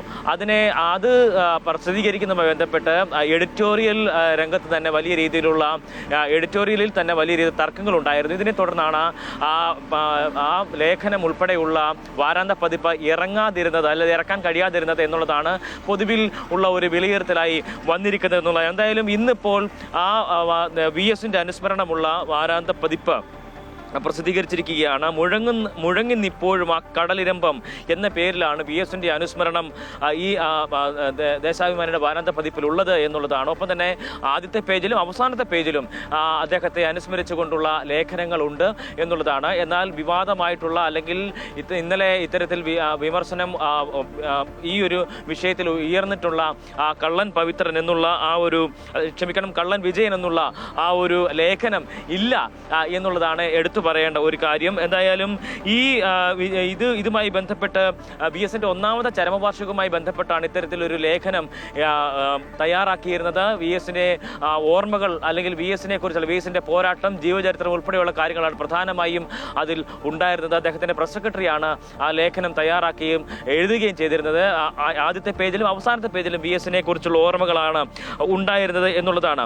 ഒപ്പം തന്നെ നാടക പ്രവർത്തനമായിട്ട് കള്ളൻ വിജയനെ കുറിച്ചുള്ള TC രാജേഷിൻ്റെ ലേഖനമായിരുന്നു അതിൽ മറ്റൊരു പ്രധാനപ്പെട്ട കാര്യമെന്ന് പറയുന്നത്. അതിൽ കള്ളൻ വിജയൻ, ധന്യ നാടകഗ്രാമം, മുത്തിപ്പാറ PO ഇതായിരുന്നു വിജയനെ കുറിച്ചുള്ള ലേഖനത്തിന് തലക്കെട്ട്. വിജയൻ എന്ന പേരും അതോടൊപ്പം ചേർന്ന് വരുന്നിട്ടുള്ള ഈ വിശേഷണവും അത് ഒരു വിധത്തിൽ ഒരു ചർച്ചയ്ക്ക് വഴിവെക്കുമെന്നും അത് വേറൊരു രീതിയിൽ വ്യാഖ്യാനിക്കപ്പെടുമെന്നുമുള്ള ഒരു തരത്തിലുള്ള വിലയിരുത്തൽ ദേശാഭിമാനിയുടെ എഡിറ്റോറിയൽ തന്നെ ഉണ്ടായിരുന്നു. അതിനെ തുടർന്നാണ് ഈ ഒരു ലേഖനം ഉൾപ്പെടുത്തിയിട്ടുണ്ടായിരുന്ന വാരാന്ത പതിപ്പ് പ്രസിദ്ധീകരിക്കാതിരുന്നത് എന്നുള്ളതാണ് പുറത്തു വരുന്ന വിവരങ്ങൾ എന്ന് പറയുന്നത്. എന്നാൽ അതിനെ ദേശാഭിമാനി പൂർണ്ണമായും നിഷേധിക്കുകയും ചെയ്യുന്നു. അങ്ങനെ ഒരു സംഭവമേ ഇല്ല എന്നുള്ളതായിരുന്നു ഇന്നലെ M. സ്വരാജ് പറഞ്ഞത്. പക്ഷേ അതിനെ തള്ളിക്കൊണ്ട് അദ്ദേഹം തന്നെ രംഗത്ത് വരുന്നൊരു സാഹചര്യം ഉണ്ടായിരുന്നു. വിജയൻ തന്നെ ഇതുമായി ബന്ധപ്പെട്ട് രംഗത്ത് വരുന്ന സാഹചര്യം ഉണ്ടായിരുന്നു. ദേശാഭിമാനിയിൽ ആളുകൾ വരികയും അവർ വിവരങ്ങൾ തേടുകയും ഒക്കെ തന്നെ ചെയ്തിരുന്നു എന്നാണ് അദ്ദേഹം വ്യക്തമാക്കിയത്. എന്തായാലും ഇന്നിപ്പോൾ ഈ VS-നെ കുറിച്ചുള്ള ലേഖനമുള്ള ആ ഒരു വാരാന്ത പതിപ്പ് പുറത്തിറക്കിയിരിക്കുകയാണ് ദേശാഭിമാനി. എബിയാണ് തിരുവനന്തപുരത്ത് നിന്നും വിശദാംശങ്ങൾ നൽകിയത്. അയോധ്യ രാമക്ഷേത്രത്തിലെ സംഭാവന ക്രമക്കേടിൽ സുപ്രീം കോടതിയിൽ ഇടക്കാല റിപ്പോർട്ട് സമർപ്പിച്ച SIT വിഷയത്തിൽ സ്വതന്ത്ര അന്വേഷണം ആവശ്യപ്പെട്ടുള്ള ഹർജികൾ ഇന്ന് കോടതി പരിഗണിക്കാനിരിക്കെയാണ് മുദ്രവച്ച കവറിൽ SIT റിപ്പോർട്ട് നൽകിയത്. കേസിൽ വിശദമായ അന്വേഷണം തുടരുകയാണെന്നും SIT അറിയിച്ചു. കൂടുതൽ വിശദാംശങ്ങളുമായി ജിഷ്ണു ചേരുന്നുണ്ട്. ജിഷ്ണു, അയോധ്യ രാമക്ഷേത്രത്തിലെ സംഭാവന ക്രമക്കേടിൽ സുപ്രീം കോടതിയിലെ ഈ ഇടക്കാല റിപ്പോർട്ട് സമർപ്പിച്ച സാഹചര്യത്തിൽ എന്തൊക്കെ വിഷയങ്ങളാണ് അതിൽ പ്രത്യേകമായി എടുത്തു പറയുന്നത്?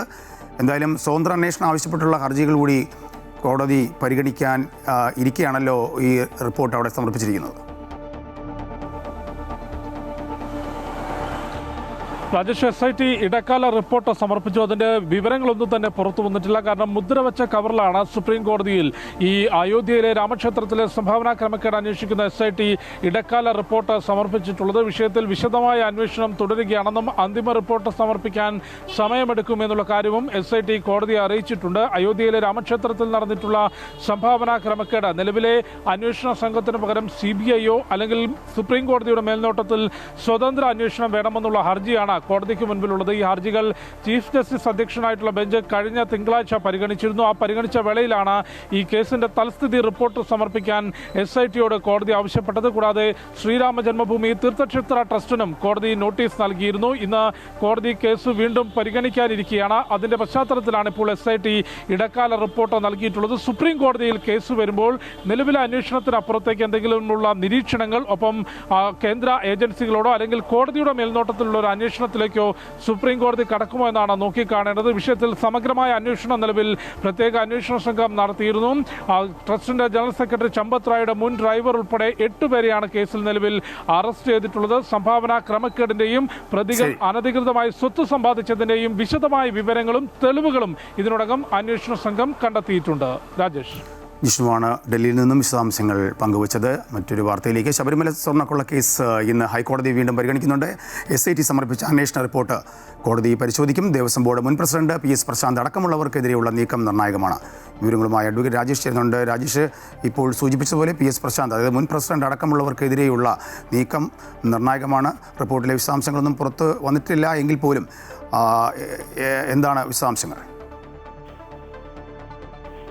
കഴിഞ്ഞ തവണ ഹൈക്കോടതി കേസ് പരിഗണിച്ചപ്പോൾ 2025 ഈ ദ്വാരപാലകങ്ങളെ കൊണ്ടുപോയത് സംബന്ധിച്ച്, അതായത് കേരളത്തിന് പുറത്തേക്ക് കൊണ്ടുപോയത് സംബന്ധിച്ച് ഒരു കേസെടുക്കണമെന്നുള്ള നിർദ്ദേശം നൽകിയിട്ടുണ്ടായിരുന്നു.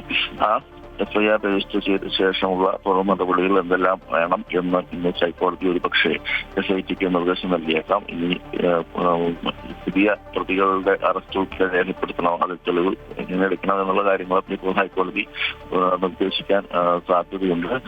മറ്റൊന്ന്, ഇക്കാര്യത്തിൽ മുൻപ് ഉണ്ടായിരുന്ന തെളിവുകളും SIT പരിശോധന നടത്തിയതിന്റെ വിവരങ്ങൾ, അതിൽ കിട്ടിയ ഏതെങ്കിലും ഫോറൻസിക് തെളിവുകൾ ഉണ്ടെങ്കിൽ ആ കാര്യം ഇതെല്ലാം മുദ്രവച്ച കവറിൽ ഹൈക്കോടതിയിൽ ഇന്ന് ഹാജരാക്കാൻ SIT ഹാജരാക്കുന്നുണ്ട്. അതേ തുടർന്നായിരിക്കും ഹൈക്കോടതിയിൽ വ്യക്തമായ മാർഗനിർദ്ദേശം നൽകുന്നത്. മറ്റൊന്ന്, ഇപ്പോൾ ദേവസ്വം മന്ത്രിയുടെ പ്രതികരണം വന്നതിനെ കുറിച്ച് ഹൈക്കോടതി എന്തെങ്കിലും ഇതിന്റെ പരാമർശിക്കുമോ എന്നറിയില്ല. കോടതിയുടെ മേൽനോട്ടത്തിലായതുകൊണ്ട് സർക്കാരിന് അതിൽ ഒന്നും ചെയ്യാൻ പറ്റുന്നില്ല എന്നുള്ളതും, പിന്നെ തന്ത്രിയുടെ ഒരു നിയമനം സംബന്ധിച്ച വിവാദങ്ങളും, ഇത് ഒരു പക്ഷേ ഹൈക്കോടതി അതിൽ പരാമർശം എന്തെങ്കിലും നടത്തിയേക്കാൻ സാധ്യതയുണ്ട്. രാജേഷ്. യെസ്, അഡ്വക്കേറ്റ് രാജേഷാണ് വിശദാംശങ്ങൾ നൽകിയത്. PSC പരീക്ഷാ ക്രമക്കേട് അന്വേഷണത്തിൽ നിർണായക നീക്കവുമായി ക്രൈംബ്രാഞ്ച്. ആസൂത്രണ ബോർഡ് പരീക്ഷയുടെ ഓൺ സ്ക്രീൻ മാർക്കിംഗ് രീതി കാണണമെന്നാവശ്യപ്പെട്ട് PSCക്ക് അന്വേഷണ സംഘം കത്ത് നൽകിയതിന് പിന്നാലെ ക്രൈംബ്രാഞ്ച് ഇന്ന് PSC ആസ്ഥാനത്ത് വീണ്ടും പരിശോധന നടത്തും. അതേസമയം വിവാദങ്ങൾക്കിടയിൽ നിന്ന് വീണ്ടും PSC യോഗം ചേരും. വിവരങ്ങളുമായി എബി ചേരുന്നുണ്ട് തിരുവനന്തപുരത്ത് നിന്ന്. എബി, വീണ്ടും ഇന്ന് PSC യോഗം ചേരുന്നുണ്ട്. അതിൽ എന്തൊക്കെ വിഷയങ്ങളായിരിക്കും പരിഗണനയ്ക്ക് വരിക? മാത്രമല്ല, ഇന്ന് PSC ആസ്ഥാനത്ത് വീണ്ടും പരിശോധന നടക്കുന്നുണ്ടല്ലോ ക്രൈംബ്രാഞ്ചിൻ്റെ. രാജേഷ്, PSCയുടെ ഇന്നത്തെ യോഗം എന്ന് പറയുന്നത് സ്വാഭാവികമായിട്ടുള്ള യോഗം തന്നെയാണ്. തിങ്കളാഴ്ചകളിൽ യോഗം ചേരുന്നതാണ്. അതുമായി ബന്ധപ്പെട്ട കാര്യങ്ങൾ മാത്രമായിരിക്കും. പക്ഷേ ഇന്നത്തേതിൽ പ്രധാനമായി മറ്റൊരു വിഷയമുള്ളത് ഈ ചോദ്യപേപ്പർ മാറിയത് ഉൾപ്പെടെയുള്ള കാര്യങ്ങളുണ്ടായിരുന്നു. അതിനെ തുടർന്ന് പരീക്ഷ റദ്ദാക്കുന്ന ഉൾപ്പെടെയുള്ള കാര്യങ്ങളൊക്കെ സംഭവിച്ചിരുന്നു.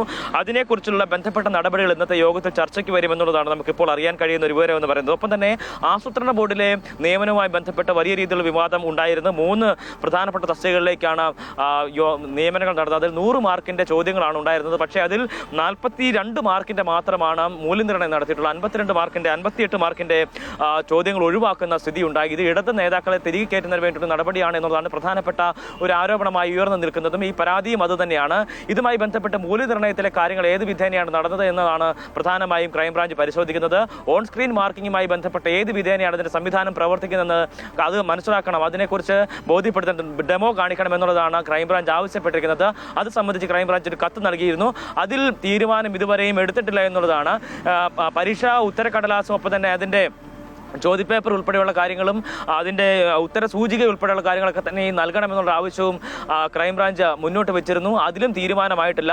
ഇക്കാര്യങ്ങളിലൊക്കെ പശ്ചാത്തലത്തിൽ കൂടിയാണ് ക്രൈംബ്രാഞ്ച് ഇന്ന് PSCയുടെ ആസ്ഥാനത്ത് വീണ്ടും എത്തുകയും ഈ രേഖകൾ പരിശോധിക്കുക എന്നുള്ളത് തന്നെയാണ് ഇന്നത്തെ സന്ദർശനത്തിൻ്റെ പ്രധാനപ്പെട്ട ഉദ്ദേശം എന്ന് പറയുന്നത്. ആ നിലയ്ക്കുള്ള നടപടികളിലേക്ക് കടക്കുകയാണ് SIT. രാജേഷ്. എബിയാണ് വിശദാംശങ്ങൾ തിരുവനന്തപുരത്ത് നിന്ന് നൽകിയത്.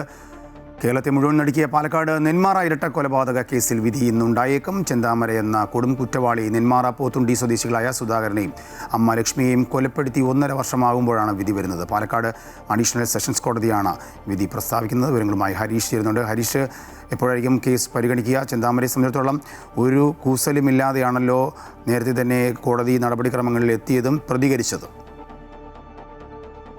രാജേഷ്, തീർച്ചയായും ഈ കഴിഞ്ഞ തവണ ഇത്തരത്തിൽ ഈ കോടതി ഈ കേസ് പരിഗണിച്ചെങ്കിലും വിധി അത് പിന്നീടത്തേക്ക് മാറ്റുകയായിരുന്നു. ഇന്നാണ് വിധി വരുന്ന ആ ഒരു ദിവസം. ചെന്താമരയെ സംബന്ധിച്ചിടത്തോളം വലിയ രീതിയിൽ ഒരു കുറ്റം ചെയ്ത ഒരു വ്യക്തിയാണെങ്കിൽ പോലും വളരെ ലാഘവത്തോടു കൂടിയാണ് ഇയാൾ കോടതിയെയും വക്കീലിനെയും പോലീസിനെയും ഒക്കെ സമർപ്പിച്ചത്. ആ ഒരു ദിവസങ്ങളിൽ തന്നെ നമ്മൾ കണ്ടതാണ്. കഴിഞ്ഞ തവണ വലിയ രീതിയിലുള്ള പ്രതിവാദങ്ങൾ ഉണ്ടായിരുന്നു. അതായത് പ്രോസിക്യൂഷൻ പ്രതിഭാഗവും വലിയ രീതിയിലുള്ള വാദങ്ങൾ ഉന്നയിച്ചിരുന്നു. അത് പ്രോസിക്യൂഷൻ പറഞ്ഞ ഇയാൾ കുറ്റക്കാരനാണ്, ഇയാൾ ക്രിമിനൽ പശ്ചാത്തലമുള്ള ആളാണ്, അതുകൊണ്ട് തന്നെ ഇത്തരത്തിൽ പുറത്തുവിടാനോ അല്ലെങ്കിൽ കേസിൽ ഇളവ് കൊടുക്കാനോ പറ്റില്ല, പരമാവധി ശിക്ഷ അതായത് വധശിക്ഷ തന്നെ ഇയാൾക്ക് കൊടുക്കണമെന്നുള്ളൊരു വാദമാണ് പ്രോസിക്യൂഷൻ ഉന്നയിച്ചത്. അതേസമയം പ്രതിഭാഗം പറഞ്ഞത് ഇത് സാഹചര്യ തെളിവുകൾ മാത്രമുള്ള ഒരു കേസാണെന്നും ഇയാൾക്ക് മാനസാന്തരമുണ്ടെന്നും അതുകൊണ്ട് തന്നെ ശിക്ഷയിൽ ഇളവ് നൽകണമെന്നും അത് പരിഗണിക്കണമെന്നുമാണ് പ്രതിഭാഗം പറഞ്ഞത്. പക്ഷേ കേരളക്കാർ ഒട്ടാകെ കാത്തിരിക്കുന്ന ഒരു വിധിയാണ് ഇന്ന് വരാൻ പോകുന്നത് എന്നുള്ളതാണ് ഏറ്റവും പ്രധാനം. അത് ഈ ചെന്താമരയുടെ ഈ ഒരു കേസിൽ മരണപ്പെട്ട ആളുകളുടെ കുടുംബമാണെങ്കിൽ പോലും പരമാവധി ശിക്ഷ ചെന്താമരയ്ക്ക് നൽകണമെന്നൊരു ആവശ്യം ഉന്നയിച്ച് മുന്നോട്ട് വന്നിരുന്നു. വധശിക്ഷ തന്നെ നൽകണം എന്നുള്ള ആവശ്യം ഉന്നയിച്ച് മുന്നോട്ട് വന്നൊരു സാഹചര്യം കൂടിയുണ്ട്. അതുകൊണ്ട് തന്നെ ഇന്നത്തെ ഈ ഒരു വിധി ഏറ്റവും വലിയ നിർണായകമായ ഒരു കാര്യം തന്നെയാണെന്നുള്ളതാണ്. ഈ ഒരു കേസിനെ സംബന്ധിച്ച് ഏറ്റവും നിർണായക വിധിയാണ് ഇന്ന് വരാൻ പോകുന്നത്. ഇത്തരത്തിൽ 3 കൊലപാതകം ഇയാൾ നടത്തിയിട്ടുണ്ട്. ഈ സുധാകരനെയും ലക്ഷ്മിയെയും കൂടാതെ സുധാകരന്റെ ഭാര്യ സജിതയെയും ഇത്തരത്തിൽ കൊലപ്പെടുത്തുന്ന ഒരു സാഹചര്യം. അതുകൊണ്ട് തന്നെ കൃത്യമായ ആസൂത്രിതമായ വിശദാംശങ്ങൾ പങ്കുവച്ചത്. ഗവൺമെന്റ് പ്ലീഡർ വിവാദത്തിൽ കോൺഗ്രസിൽ മഞ്ഞുരുക്കത്തിന് കളമൊരുങ്ങുകയാണ്. KSU സംസ്ഥാന പ്രസിഡന്റ് അലോഷ്യസ് സേവറുമായി മുഖ്യമന്ത്രി കൂടിക്കാഴ്ച നടത്തും. കൂടിക്കാഴ്ചയ്ക്ക് കഴിഞ്ഞ ദിവസം മുഖ്യമന്ത്രിയുടെ ഓഫീസ് അനുമതി നൽകിയിരുന്നു. നേരത്തെ പരാതിപ്പെടാൻ എത്തിയിട്ട് മുഖ്യമന്ത്രി കാണാൻ കൂട്ടാക്കിയില്ല എന്നായിരുന്നു KSUവിൻ്റെ പ്രധാന പരാതി. കൊച്ചിയിലെ SH കോളേജിൽ നടന്ന പരിപാടിക്കിടെ അലോഷ്യസ് സേവ്യറെ മുഖാമുഖം കണ്ടിട്ട് മുഖ്യമന്ത്രി കണ്ട ഭാവം നടിച്ചില്ല എന്നായിരുന്നു ആരോപണം. ഇതും വലിയ വിവാദമായിരുന്നു. ഇതിന് പിന്നാലെയാണ് ഇപ്പോൾ കൂടിക്കാഴ്ചയ്ക്ക് അവസരം ലഭിച്ചിരിക്കുന്നത്. പശ്ചിമേഷ്യയിൽ സ്ഥിതിഗതികൾ അതിരൂക്ഷമാണ്. US ആക്രമണത്തിൽ ആണവോർജ്ജം തകർന്നെന്ന് ഇറാൻ വ്യക്തമാക്കുന്നു. അമേരിക്കയെ ഒരിക്കലും മറക്കാനാകാത്ത പാഠം പഠിപ്പിക്കുമെന്ന് മുജ്തബ ഖമനേയി വ്യക്തമാക്കുന്നു. അതേസമയം സമാധാന ശ്രമങ്ങളുടെ ഭാഗമായി ഇറാൻ സംഘം നാളെ പാകിസ്ഥാനിലെത്തും. അന്താരാഷ്ട്ര വിപണിയിൽ എണ്ണവില 3% വർദ്ധിച്ചിട്ടുണ്ട്. ആശങ്കയോടെയാണ് ലോകരാഷ്ട്രങ്ങൾ ഇക്കാര്യങ്ങൾ ഉറ്റുനോക്കുന്നത്. തുടർച്ചയായ 9ാം ദിവസവും ഇറാൻ അമേരിക്ക സംഘർഷങ്ങൾക്ക് അയവില്ല. ഇറാനിയൻ സൈനിക ശേഷി തകർക്കുകയെന്ന ലക്ഷ്യത്തോടെ US സെൻട്രൽ കമാൻഡ് വ്യോമാക്രമണം ശക്തമാക്കി. ഇറാന്റെ തെക്ക് പടിഞ്ഞാറൻ മേഖലയിൽ നിർമ്മാണത്തിലിരിക്കുന്ന തന്ത്രപ്രധാന ദർഘോവിൻ ആണവ നിലയത്തിന് നേരെ അമേരിക്ക വ്യോമാക്രമണം നടത്തിയതായി ഇറാൻ ആണവോർജ്ജ ഏജൻസി സ്ഥിരീകരിച്ചു. തന്ത്രപ്രധാന മേഖലകൾക്ക് നേരെയുള്ള ആക്രമണത്തിൽ അമേരിക്കയെ ഒരിക്കലും മറക്കാനാകാത്ത പാഠം പഠിപ്പിക്കുമെന്ന് ഇറാൻ പരമോന്നത നേതാവ് മുജ്തബ ഖമനേയി പ്രതികരിച്ചു. സൈനിക ലക്ഷ്യങ്ങളിൽ നിന്ന് മാറി ജനവാസ മേഖലകളിലെ അടിസ്ഥാന സൗകര്യങ്ങളിലേക്ക് സംഘർഷം വ്യാപിക്കുന്നത് ആശങ്കയുണ്ടാക്കുന്നുണ്ട്. അതേസമയം ഗൾഫ് മേഖലകളെ കേന്ദ്രീകരിച്ചാണ് ഇറാൻ ആക്രമണം. കുവൈറ്റിലെ സമുദ്രജലം ശുദ്ധീകരിക്കുന്ന പ്ലാന്റ് ഉൾപ്പെടെയുള്ള ജലവിതരണ ശൃംഖലകൾക്ക് നേരെ ഇറാൻ ആക്രമണം നടത്തിയതായി റിപ്പോർട്ടുകളുണ്ട്. ഗൾഫ് മേഖലയിലെ ദശലക്ഷക്കണക്കിന് ആളുകളുടെ കുടിവെള്ള ലഭ്യതയെ ഇത് സാരമായി ബാധിച്ചേക്കാം. അതേസമയം സമാധാന ശ്രമങ്ങളുടെ ഭാഗമായി ഇറാൻ സംഘം നാളെ പാകിസ്ഥാനിലെത്തും. വടക്കൻ ഇറാഖിൽ തകർക്കപ്പെട്ട ഇറാനിയൻ ഡ്രോണിൽ നിന്നുള്ള പൊട്ടിത്തെറിക്കാത്ത വെടിക്കോപ്പുകൾ നിയന്ത്രിതമായി നിർവീര്യമാക്കുന്നതിനിടയിൽ ഒരു US സൈനികൻ കൊല്ലപ്പെട്ടു. ഇതോടെ നിലവിലെ സംഘർഷത്തിൽ കൊല്ലപ്പെട്ട US സൈനികരുടെ എണ്ണം 17 ഹോർമൂസ് കടലെടുക്ക് ഇറാൻ ഭാഗികമായി അടച്ചതിനെ തുടർന്ന് ആഗോള ഊർജ്ജ വിപണിയിൽ വലിയ പ്രതിസന്ധിയാണ് ഉണ്ടായിരിക്കുന്നത്. അന്താരാഷ്ട്ര വിപണിയിൽ എണ്ണവില 3% വർദ്ധിച്ചു. ആഗോളതലത്തിൽ ലഭ്യമാകുന്ന എണ്ണയുടെയും ദ്രവീകൃത പ്രകൃതിവാതകത്തിന്റെയും 1/5 ഗൾഫ് മേഖലയിൽ തടസ്സപ്പെട്ടിരിക്കുന്നതിനാൽ വരും ദിവസങ്ങളിലും വിലക്കയറ്റം തുടരുമെന്നാണ് വിപണി വിദഗ്ധർ വിലയിരുത്തുന്നത്. കൂടാതെ ഒമാനിലെ കുംസാറിന് സമീപം ഒരു കപ്പലിന് തീപിടിച്ചതായി United Kingdom Maritime Trade Operations report ചെയ്തിട്ടുണ്ട്. News desk Amrita TV.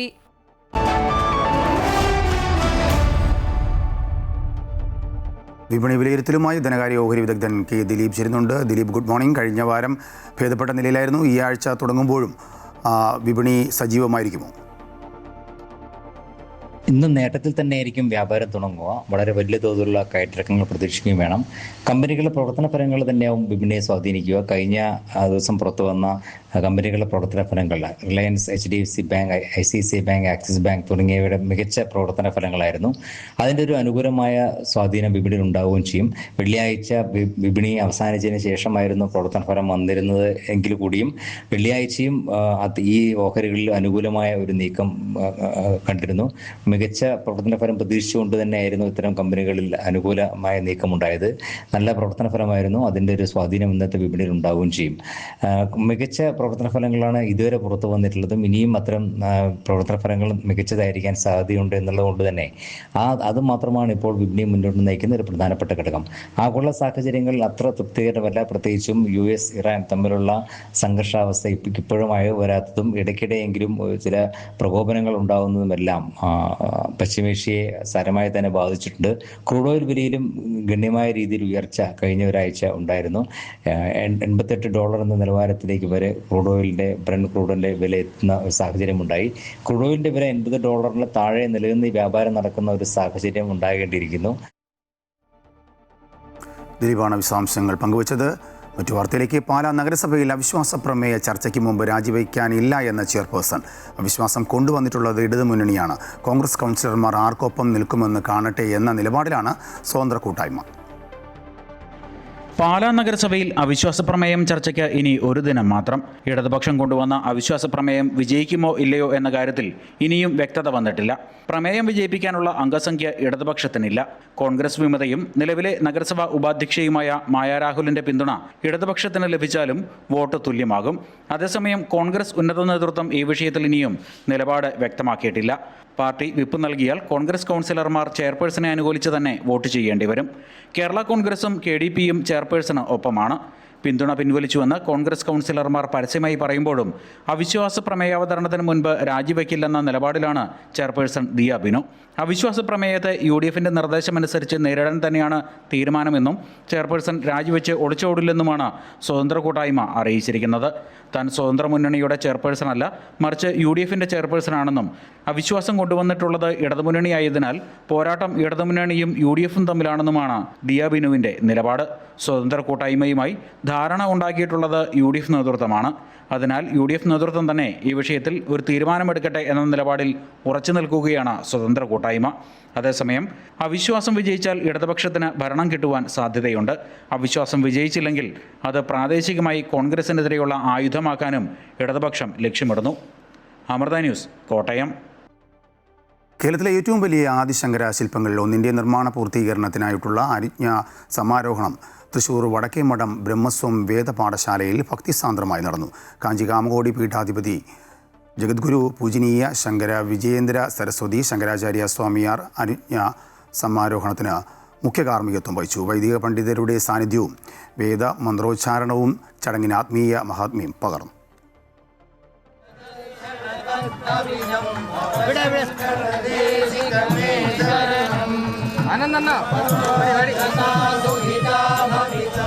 Adi Shankara ഭഗവത്പാദരുടെ ജീവിത ദർശനവും സന്ദേശവും വരും തലമുറകൾക്ക് പകർന്നു നൽകുക എന്ന ലക്ഷ്യത്തോടെയാണ് വടക്കേമഠം ബ്രഹ്മസ്വം വേദപാഠശാലയിൽ ഈ ബൃഹത് ശില്പം സ്ഥാപിച്ചത്.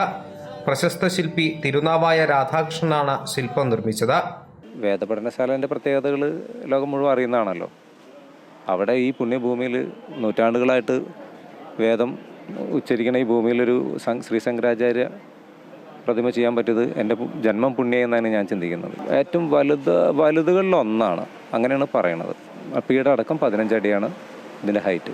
വടക്കേമഠം ബ്രഹ്മസ്വത്തിന്റെ ഒരു അഭ്യുദയകാംക്ഷിയും ബംഗളൂരുവിൽ താമസിക്കുന്ന വ്യവസായിയുമായ ഒരു ഭക്തയാണ് കേരളത്തിലെ ഏറ്റവും വലിയ ആദിശങ്കര ശില്പങ്ങളിൽ ഒന്നിന്റെ നിർമ്മാണത്തിനാവശ്യമായ മുഴുവൻ ചെലവും ഏറ്റെടുത്തിരിക്കുന്നത്. ഇവിടെ അദ്ദേഹത്തിൻ്റെ ശിലാരൂപങ്ങളായിട്ടുള്ളത് ഇല്ല.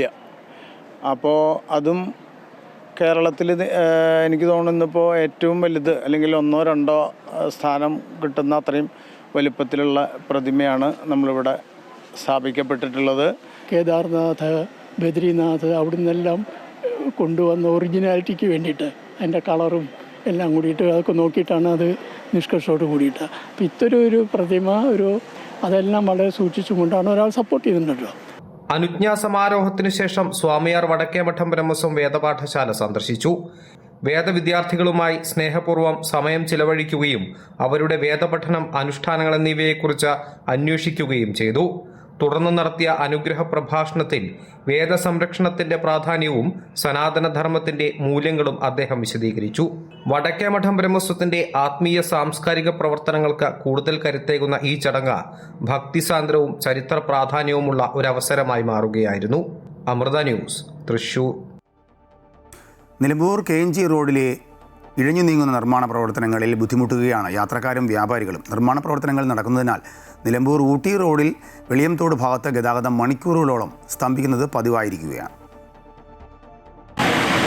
അന്തർ സംസ്ഥാന പാതയായ നിലമ്പൂർ ഊട്ടി റോഡിൽ ചന്തക്കുന്ന് മുതൽ നിലമ്പൂർ താലൂക്ക് ഓഫീസ് വരെയുള്ള ഭാഗത്തെ ഓവുചാൽ കലുങ്ക് നിർമ്മാണമാണ് പണി തീരാതെ ഇഴഞ്ഞു നീങ്ങുന്നത്. 5 കോടി രൂപ ചെലവഴിച്ച് നടത്തുന്ന ഈ വലിയ പ്രവൃത്തിക്ക് സൈറ്റിലുള്ളത് വെറും 5ഓളം തൊഴിലാളികൾ മാത്രമാണ്. നിലവിലെ രീതിയിലാണ് നിർമ്മാണമെങ്കിൽ പൂർത്തിയാകാൻ ഇനിയും 1 വർഷത്തിലധികം കാത്തിരിക്കേണ്ടി വരും. മെല്ലെപ്പൊക്ക് മാത്രമല്ല, നിർമ്മാണത്തിലെ അശാസ്ത്രീയതയും പ്രതിസന്ധിയുണ്ടാക്കുന്നതായി വ്യാപാരികളും നാട്ടുകാരും പറയുന്നു. ആകെ പണിതത് 2 കൾവർട്ടും അതിന്റെ കൂടെ ചെറിയ ഡ്രെയിനേജുമാണ്. ഡ്രെയിനേജിന്റെ പണി എവിടെയും പൂർത്തിയാവണില്ല. കഴിഞ്ഞ മഴ പെയ്ത ഒരു മഴയെ കാര്യമായിട്ട് പെയ്തുള്ളൂ. ആ മഴയിൽ ഇരുവശത്തുള്ള കടകളിലും വെള്ളം കയറുകയും ചെയ്തു. അതുപോലെ തന്നെ ഗതാഗതം തടസ്സപ്പെടുകയും ചെയ്തു. നിരവധി വാഹനങ്ങൾ ഇവിടെ കുടുങ്ങി. ഇത്രയും പൈസ മുടക്കിയിട്ട് ഇവിടെ ഇതിനൊരു ഫലപ്രാപ്തിയിലും എത്തില്ല. ഇതിന്റെ അടിയന്തര നടപടി സ്വീകരിക്കണം എന്നുള്ളതാണ് പറയാനുള്ളത്. നേരിയ മഴ പെയ്താൽ പോലും അശാസ്ത്രീയ നിർമ്മാണം കാരണം വെള്ളം കെട്ടി നിന്ന് KNG റോഡിൽ മണിക്കൂറുകൾ നീളുന്ന ഗതാഗതക്കുരുക്കാണ് അനുഭവപ്പെടുന്നത്. നിലമ്പൂരിൽ നിന്ന് കരിമ്പുഴയിലേക്കുള്ള വെറും 5 കിലോമീറ്റർ ദൂരം സഞ്ചരിക്കാൻ പോലും 1 മണിക്കൂറിലധികം സമയമാണ് യാത്രക്കാർക്ക് റോഡിൽ കളയേണ്ടി വരുന്നത്. വരും ദിവസങ്ങളിൽ കാലവർഷം കനത്താൽ പ്രദേശം മുഴുവൻ വെള്ളത്തിനടിയിലാകുമെന്ന ഭീതിയിലാണ് വ്യാപാരികൾ. പലരും ഇതിനോടകം തന്നെ കടകൾ അടച്ചു കഴിഞ്ഞു. മഴ ശക്തമാകുന്നതിന് മുൻപ് അധികൃതർ അടിയന്തരമായി ഇടപെട്ട് കരാർ കമ്പനിയെ കൊണ്ട് നിർമ്മാണ പ്രവൃത്തികൾ വേഗത്തിൽ പൂർത്തിയാക്കണമെന്നാണ് നാട്ടുകാർ ആവശ്യപ്പെടുന്നത്. അമൃത ന്യൂസ്, മലപ്പുറം. കോഴിക്കോട് ചാലിയം വട്ടപ്പറമ്പ് സ്വദേശി സുജിത് ലാലിൻ്റെ ജീവിതത്തിൽ ചിരട്ട ചില്ലറക്കാരനല്ല. കരിങ്കൽ ശില്പങ്ങളെ വെല്ലുന്ന തരത്തിൽ ചിരട്ടയാൽ മാജിക് തീർക്കുകയാണ് ഈ യുവാവ്. കോവിഡ് കാലത്ത് ഒഴിവു നേരത്ത് കയ്യിൽ കിട്ടിയ ചിരട്ട കൊണ്ട് കൗതുകമായി തീർത്ത ഒരു ചിരട്ട കപ്പാണ് മെക്കാനിക്കൽ ബിരുദകാരിയായ സുജിത് ലാലിന്റെ ഉള്ളിലെ കരകൗശല ബിരുദ് പുറത്തെത്തിച്ചത്. എല്ലാ ചിരട്ടും പല ഷേപ്പിലാണ് വരുന്നത്. അപ്പോൾ ഇങ്ങനെ ഒരു ഷേപ്പ് കണ്ടപ്പോൾ ഇന്നൊരു സാധനം ഈ ഷേപ്പിൽ നിന്ന് ഉണ്ടാക്കാൻ പറ്റും എന്നുള്ളൊരു തോന്നി. അങ്ങനെയാണ് ചെയ്തു തുടങ്ങുന്നത്. പിന്നീട് ചിരട്ടയിലെ ശില്പ സാധ്യതകളിലേക്ക് സുജിത്ത് സ്വയം ഇറങ്ങിത്തിരിക്കുകയായിരുന്നു.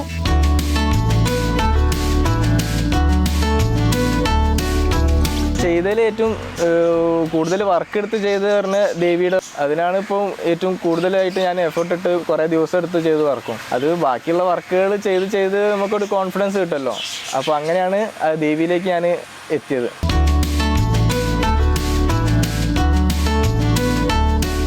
കല്ലിൽ കൊത്തിയെടുക്കുന്ന ശില്പങ്ങളെ വെല്ലുന്ന അഴക് സുജിത്തിന്റെ ചിരട്ട ശില്പങ്ങളെ ആകർഷകമാക്കിയതോടെ വിദേശത്തു നിന്നുൾപ്പെടെ ഓർഡറുകളും ലഭിച്ചു തുടങ്ങി. ചാലിയത്ത് ഇൻഡസ്ട്രിയൽ വർക്ക്ഷോപ്പ് നടത്തുന്ന പിതാവിനെ സഹായിച്ചു വരികയാണ് സുജിത്ത്. ജോലി സമയത്തിന് ശേഷമുള്ള ഒഴിവുവേളകളിലാണ് ചിരട്ട ശില്പ നിർമ്മാണം. തന്റെ നാട്ടിൽ തന്നെ ഒരു പ്രദർശനം ഒരുക്കണമെന്നും കൂടുതൽ ആകർഷകമായ ശില്പങ്ങൾ നിർമ്മിക്കണമെന്നതുമാണ് സുജിത്തിന്റെ ആഗ്രഹം. ഇതിപ്പോൾ ഒരുപാട് ഇങ്ങനെ ഫ്രീ ടൈമിൽ ഇങ്ങനെ ചെയ്ത് കുറച്ച് അധികം ആയി കഴിഞ്ഞാൽ എന്തെങ്കിലും ഒരു ആർട്ട് ഗാലറി മാതിരി ഷോപ്പ് തുടങ്ങിയിട്ട് അങ്ങനെ ഒരു സെയിലിനുള്ള രൂപത്തിൽ ചെയ്യണമെന്നുണ്ട്. അപ്പോഴേക്കും നമുക്ക് ഒന്നുകൂടെ ഇനിയും പഠിക്കാനുണ്ടല്ലോ. ഇതിൽ കംപ്ലീറ്റ് ആയിട്ടില്ല. ഇനിയും ചെയ്ത് വരുമ്പോഴേ നമ്മൾ ഒന്നുകൂടെ പഠിച്ച് വരുള്ളൂ.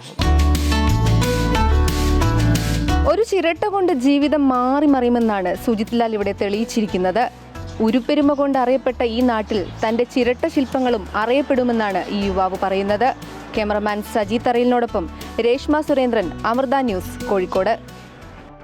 ഇതോടുകൂടി ഗുഡ് മോർണിംഗ് കേരളം ഇവിടെ പൂർണ്ണമാകുകയാണ്. കൂടുതൽ വാർത്തയ്ക്കായി അമൃത ന്യൂസ് യൂട്യൂബ് കാണുക.